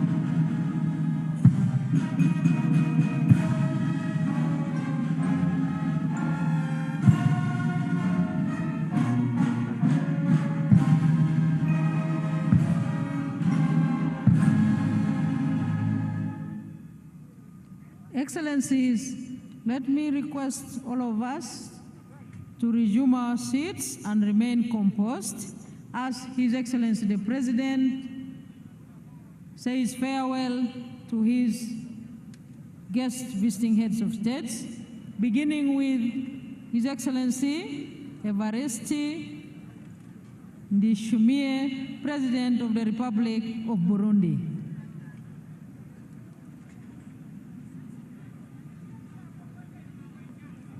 And next will be the President of Somalia. Names.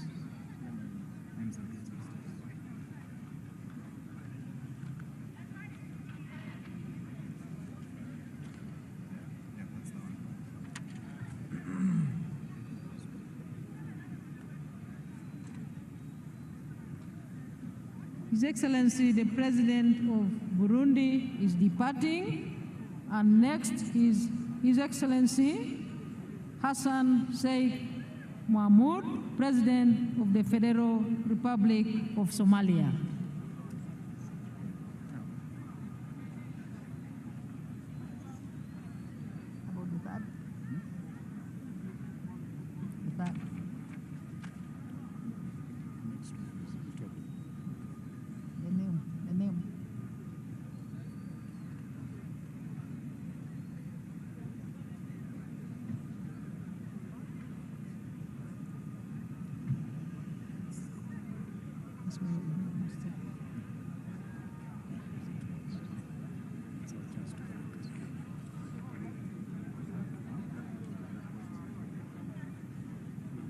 His Excellency, the President of Somalia is departing.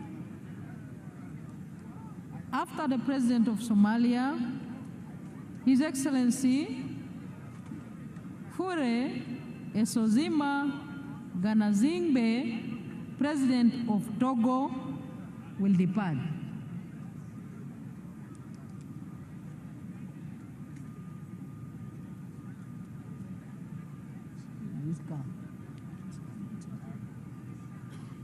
After Togo.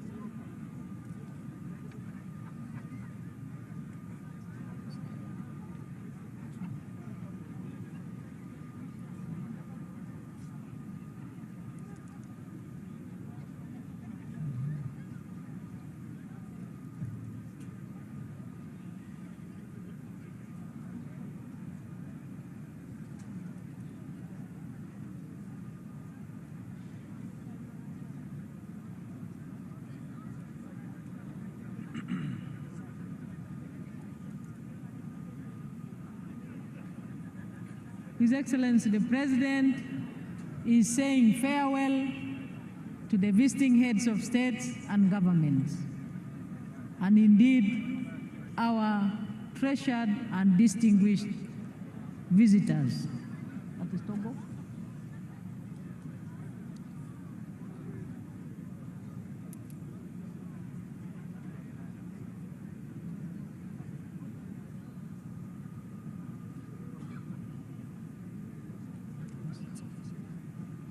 Togo.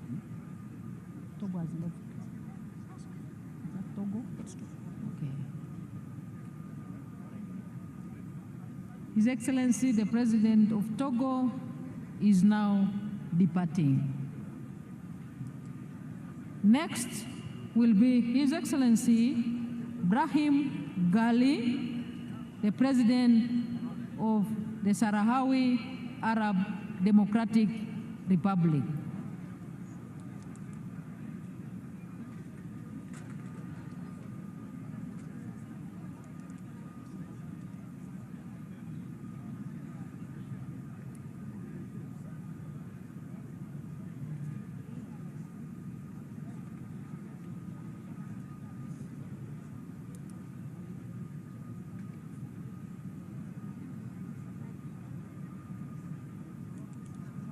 His Excellency, the President of the Sahrawi Arab Democratic Republic, will depart next. Is it the one? But where is his car? Where's his car?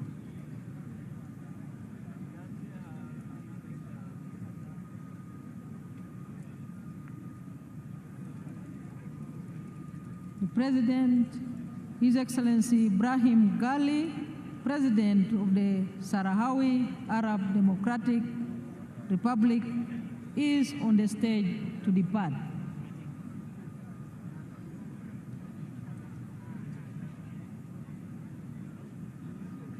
the team that is moving the motorcades, please move a little faster.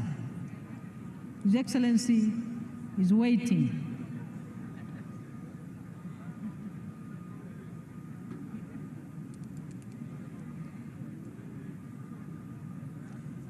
And next is Her Excellency Dr. Samia Suluhu Hassan, President of the United Republic of Tanzania.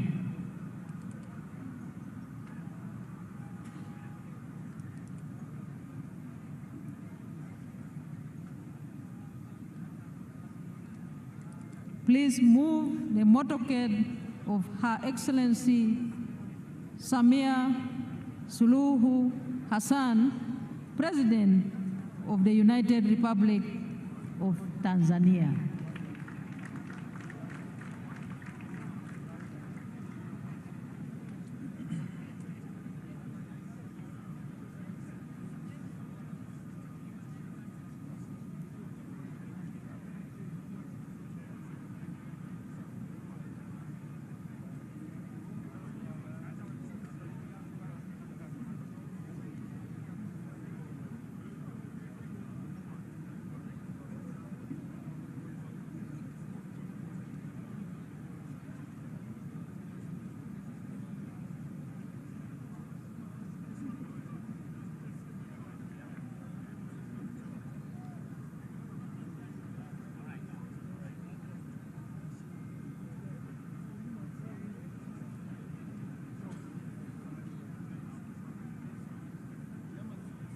Next to depart is Her Excellency Dr. Samia Suluhu Hassan, President of the Republic of Tanzania.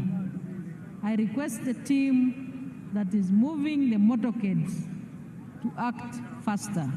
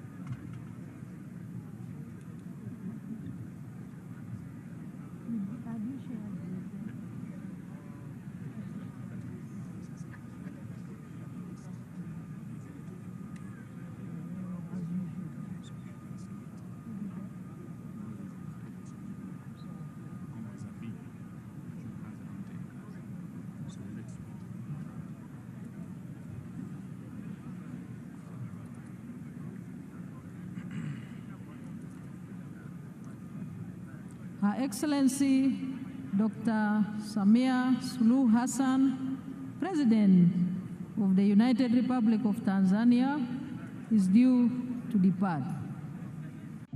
Rolling hills, misty mountains, volcano views straight out of a dream. A marathon by day, live music, culture, and pure party by night. This is Kisoro, and your crew needs to be here. Get the whole gang sorted. Open My Airtel app, tap Pay Merchant, enter 440-5438. 70,000 shillings, you're in. You can also pay on virungagorilamarathon.com and pick your kit at all Airtel shops in Kampala, Barara, and Kisoro. Virunga Gorilla Marathon, now cashless with Airtel Money. Dr. Samia Suluhu Hassan will depart next. Her Excellency, the President of the Republic of Tanzania. After Her Excellency departs, His Excellency Bryce Clotaire Oligui Nguema, President of the Gabonese Republic, will depart. May the convoy commanders follow that precedent in releasing the motorcades.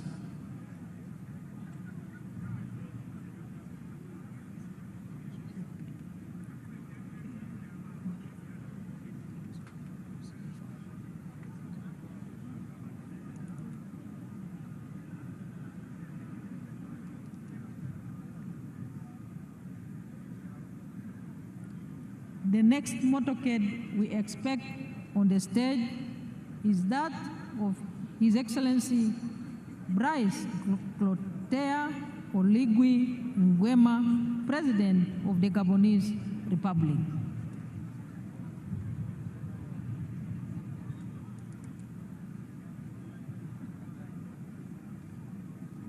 Her Excellency Dr. Samia Suluhu Hassan is now departing.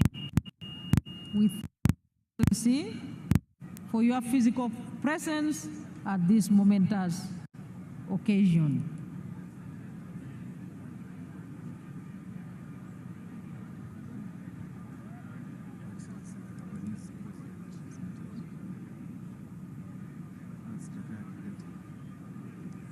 And she's departing with His Excellency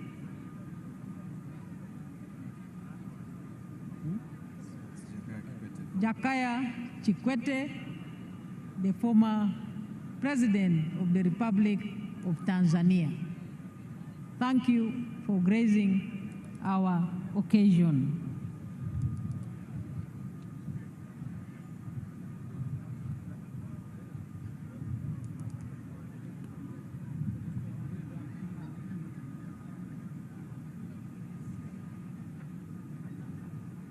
Next to depart is His Excellency Bryce Clotaire Oligui Nguema, President of the Gabonese Republic.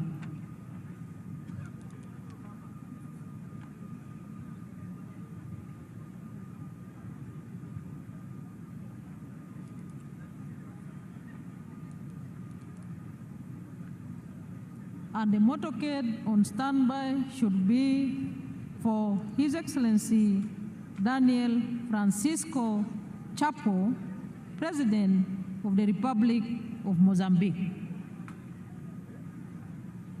Her Excellency the President of Tanzania has departed. On the stage is a motorcade of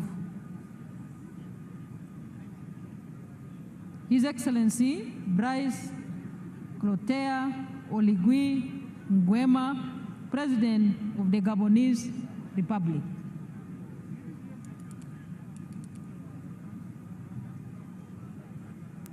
We request the convoy commander to move faster the motorcade of His Excellency Daniel Francisco Chapo, President of the Republic of Mozambique.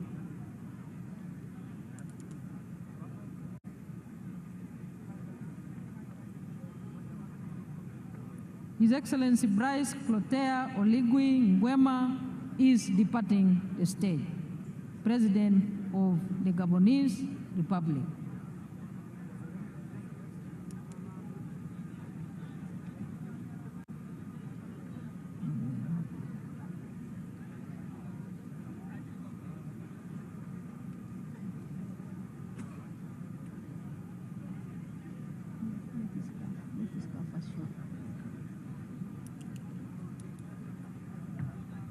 Next to depart, Your Excellency, is His Excellency Daniel Francisco Chapo, President of the Republic of Mozambique. Convoy Commander, please move faster.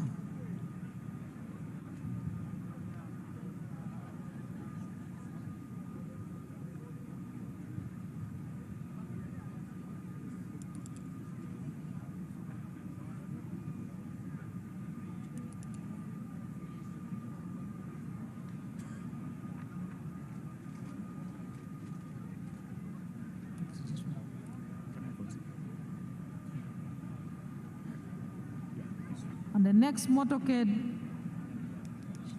is for His Excellency Taye Atske Selassie, President of the Federal Democratic Republic of Ethiopia. Now departing is His Excellency Daniel Francisco Chapo, President of the Republic of Mozambique. Thank you, Your Excellency, for your time.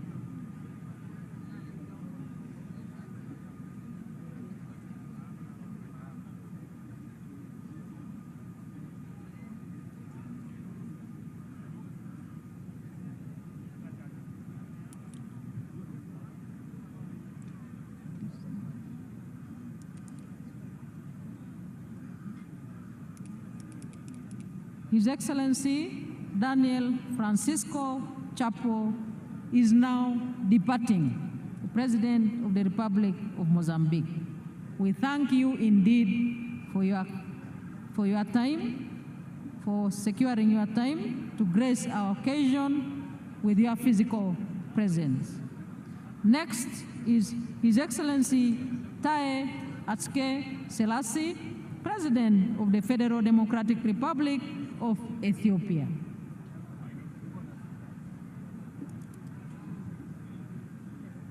Venezuela.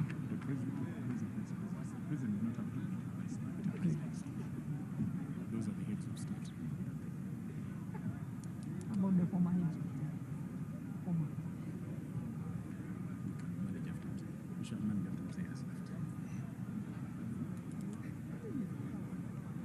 Now, departing is His Excellency Uhuru Kenyatta, the former President of the Republic of Kenya.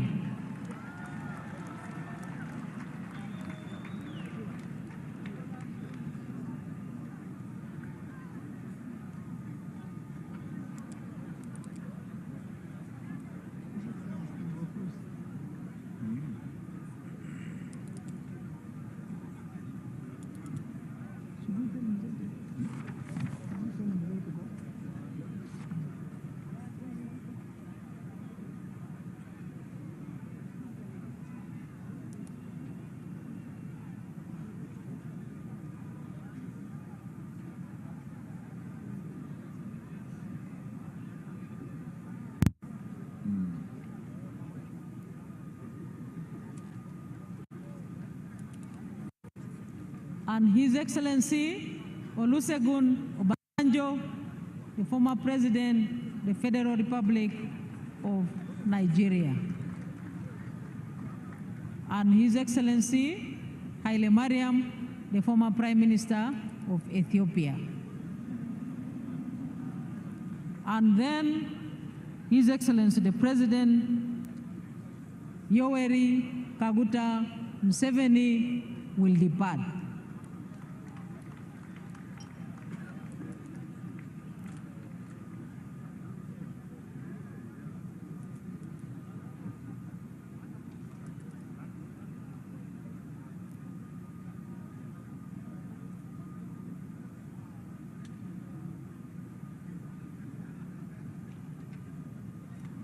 Ask them to arrange the following convoys in the meantime.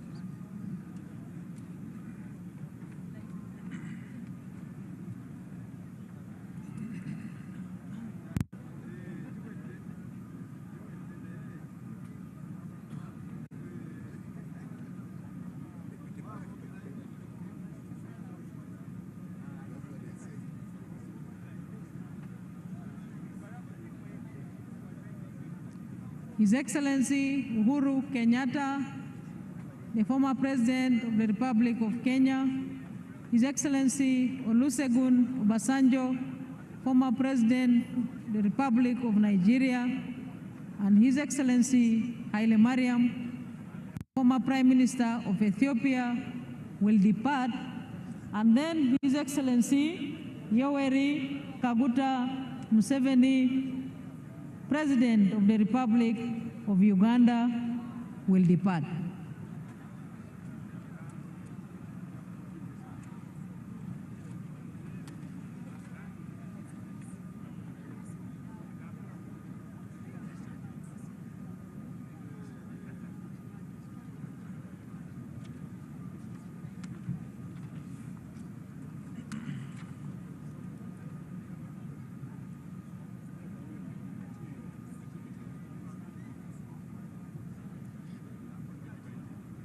We thank you for your time, your patience, and we indeed thank you for the brotherly relations between our countries. They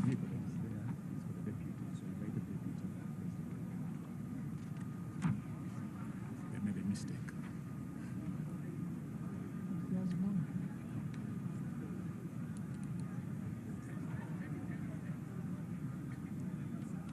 May we clear that ground for the motorcades?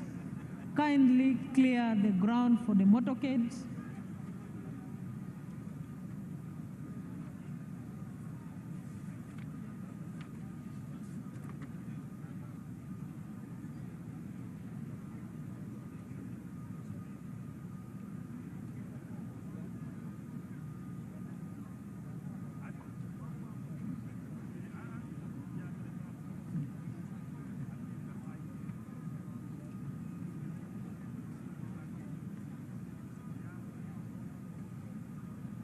His Excellency Olusegun Obasanjo, former President of the Federal Republic of Nigeria, His Excellency Uhuru Kenyatta, former President of the Republic of Kenya, and His Excellency Haile Mariam, the former Prime Minister of Ethiopia, will now depart, and then His Excellency General Yoweri Kaguta Museveni will depart.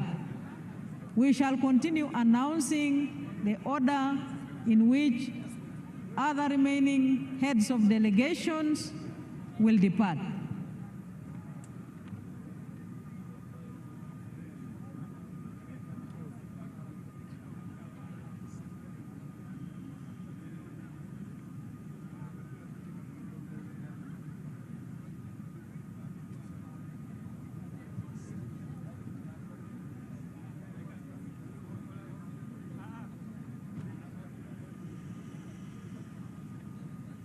His Excellency Olusegun Obasanjo is now departing. The former President of the Federal Republic of Nigeria.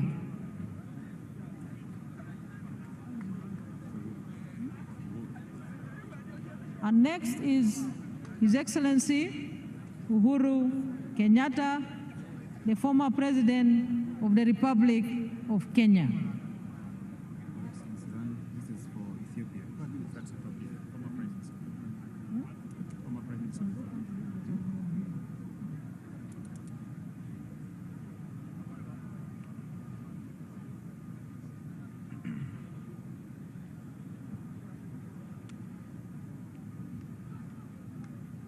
His Excellency Uhuru Kenyatta is now departing.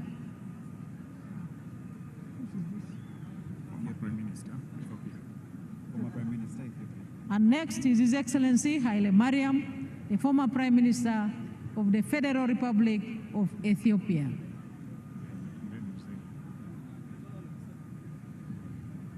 And now, this is the moment.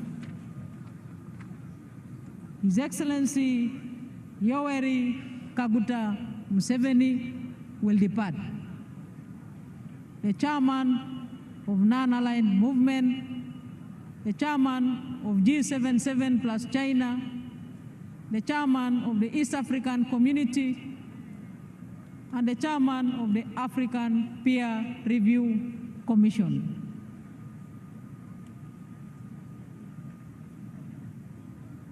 On the stage is a motorcade of His Excellency General Yoweri Kaguta Museveni, newly inaugurated President of the Republic of Uganda. Your Excellency, we thank you for the resilience in leading all of us and the transformation that has transpired in our country under your visionary leadership.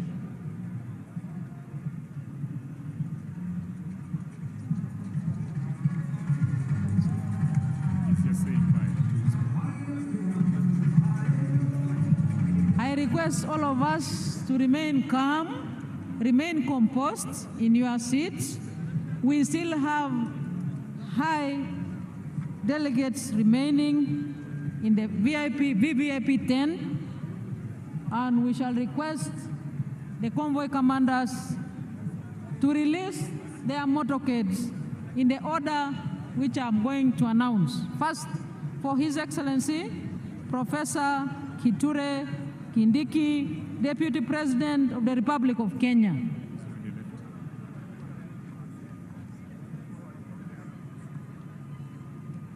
Your Excellency, we thank you for your time, and we sincerely congratulate you again very warmly on your swearing in and inauguration. The motorcades that will follow are for His Excellency Professor Kithure Kindiki, Deputy President of, followed by His Excellency General Ggwanga and his dear spouse, the Vice President of the Republic of Zimbabwe. His Excellency, the President of Uganda, is now departing.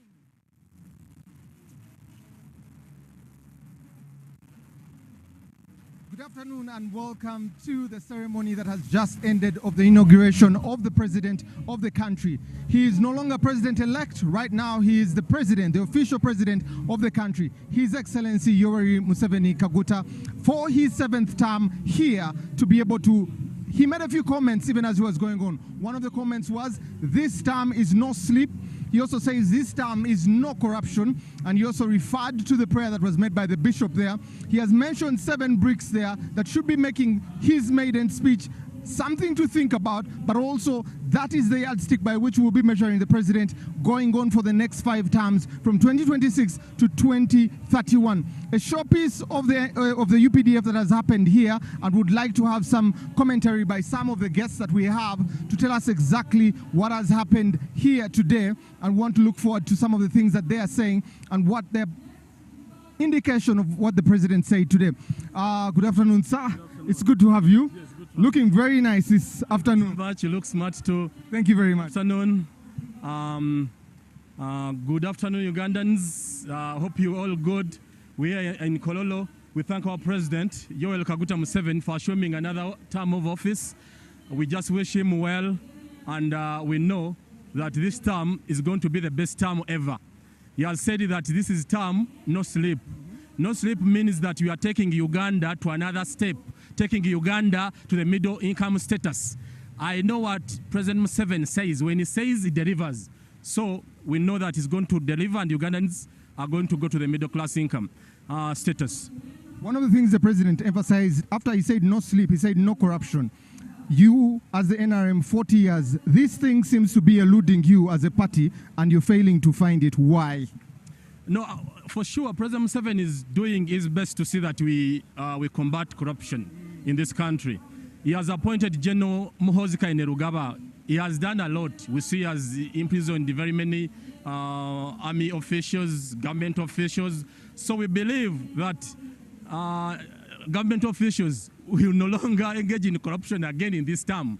And we also urge to fellow Ugandans that please, corruption is just taking us back. Let us focus and develop our country. There is no room for corruption in this term. Thank you very much. Have a good afternoon, and thank you for being part of us. So you have seen most of the things the president talked about are in the areas of no sleep, and also in the areas of him discussing corruption and saying this time he's willing to have no sleep and ensure that Ugandans are able to join us here. I am joined by General Tema, Commander of the Reserve Forces. Good afternoon, sir. Good afternoon. How are you? So how are you? How has the day been so far for you? Very good. I started from yesterday when I was busy receiving all the head of state from all the countries that have come to witness this occasion. It has been a very colorful one. And a message from the president. And I want to thank my people of the Northern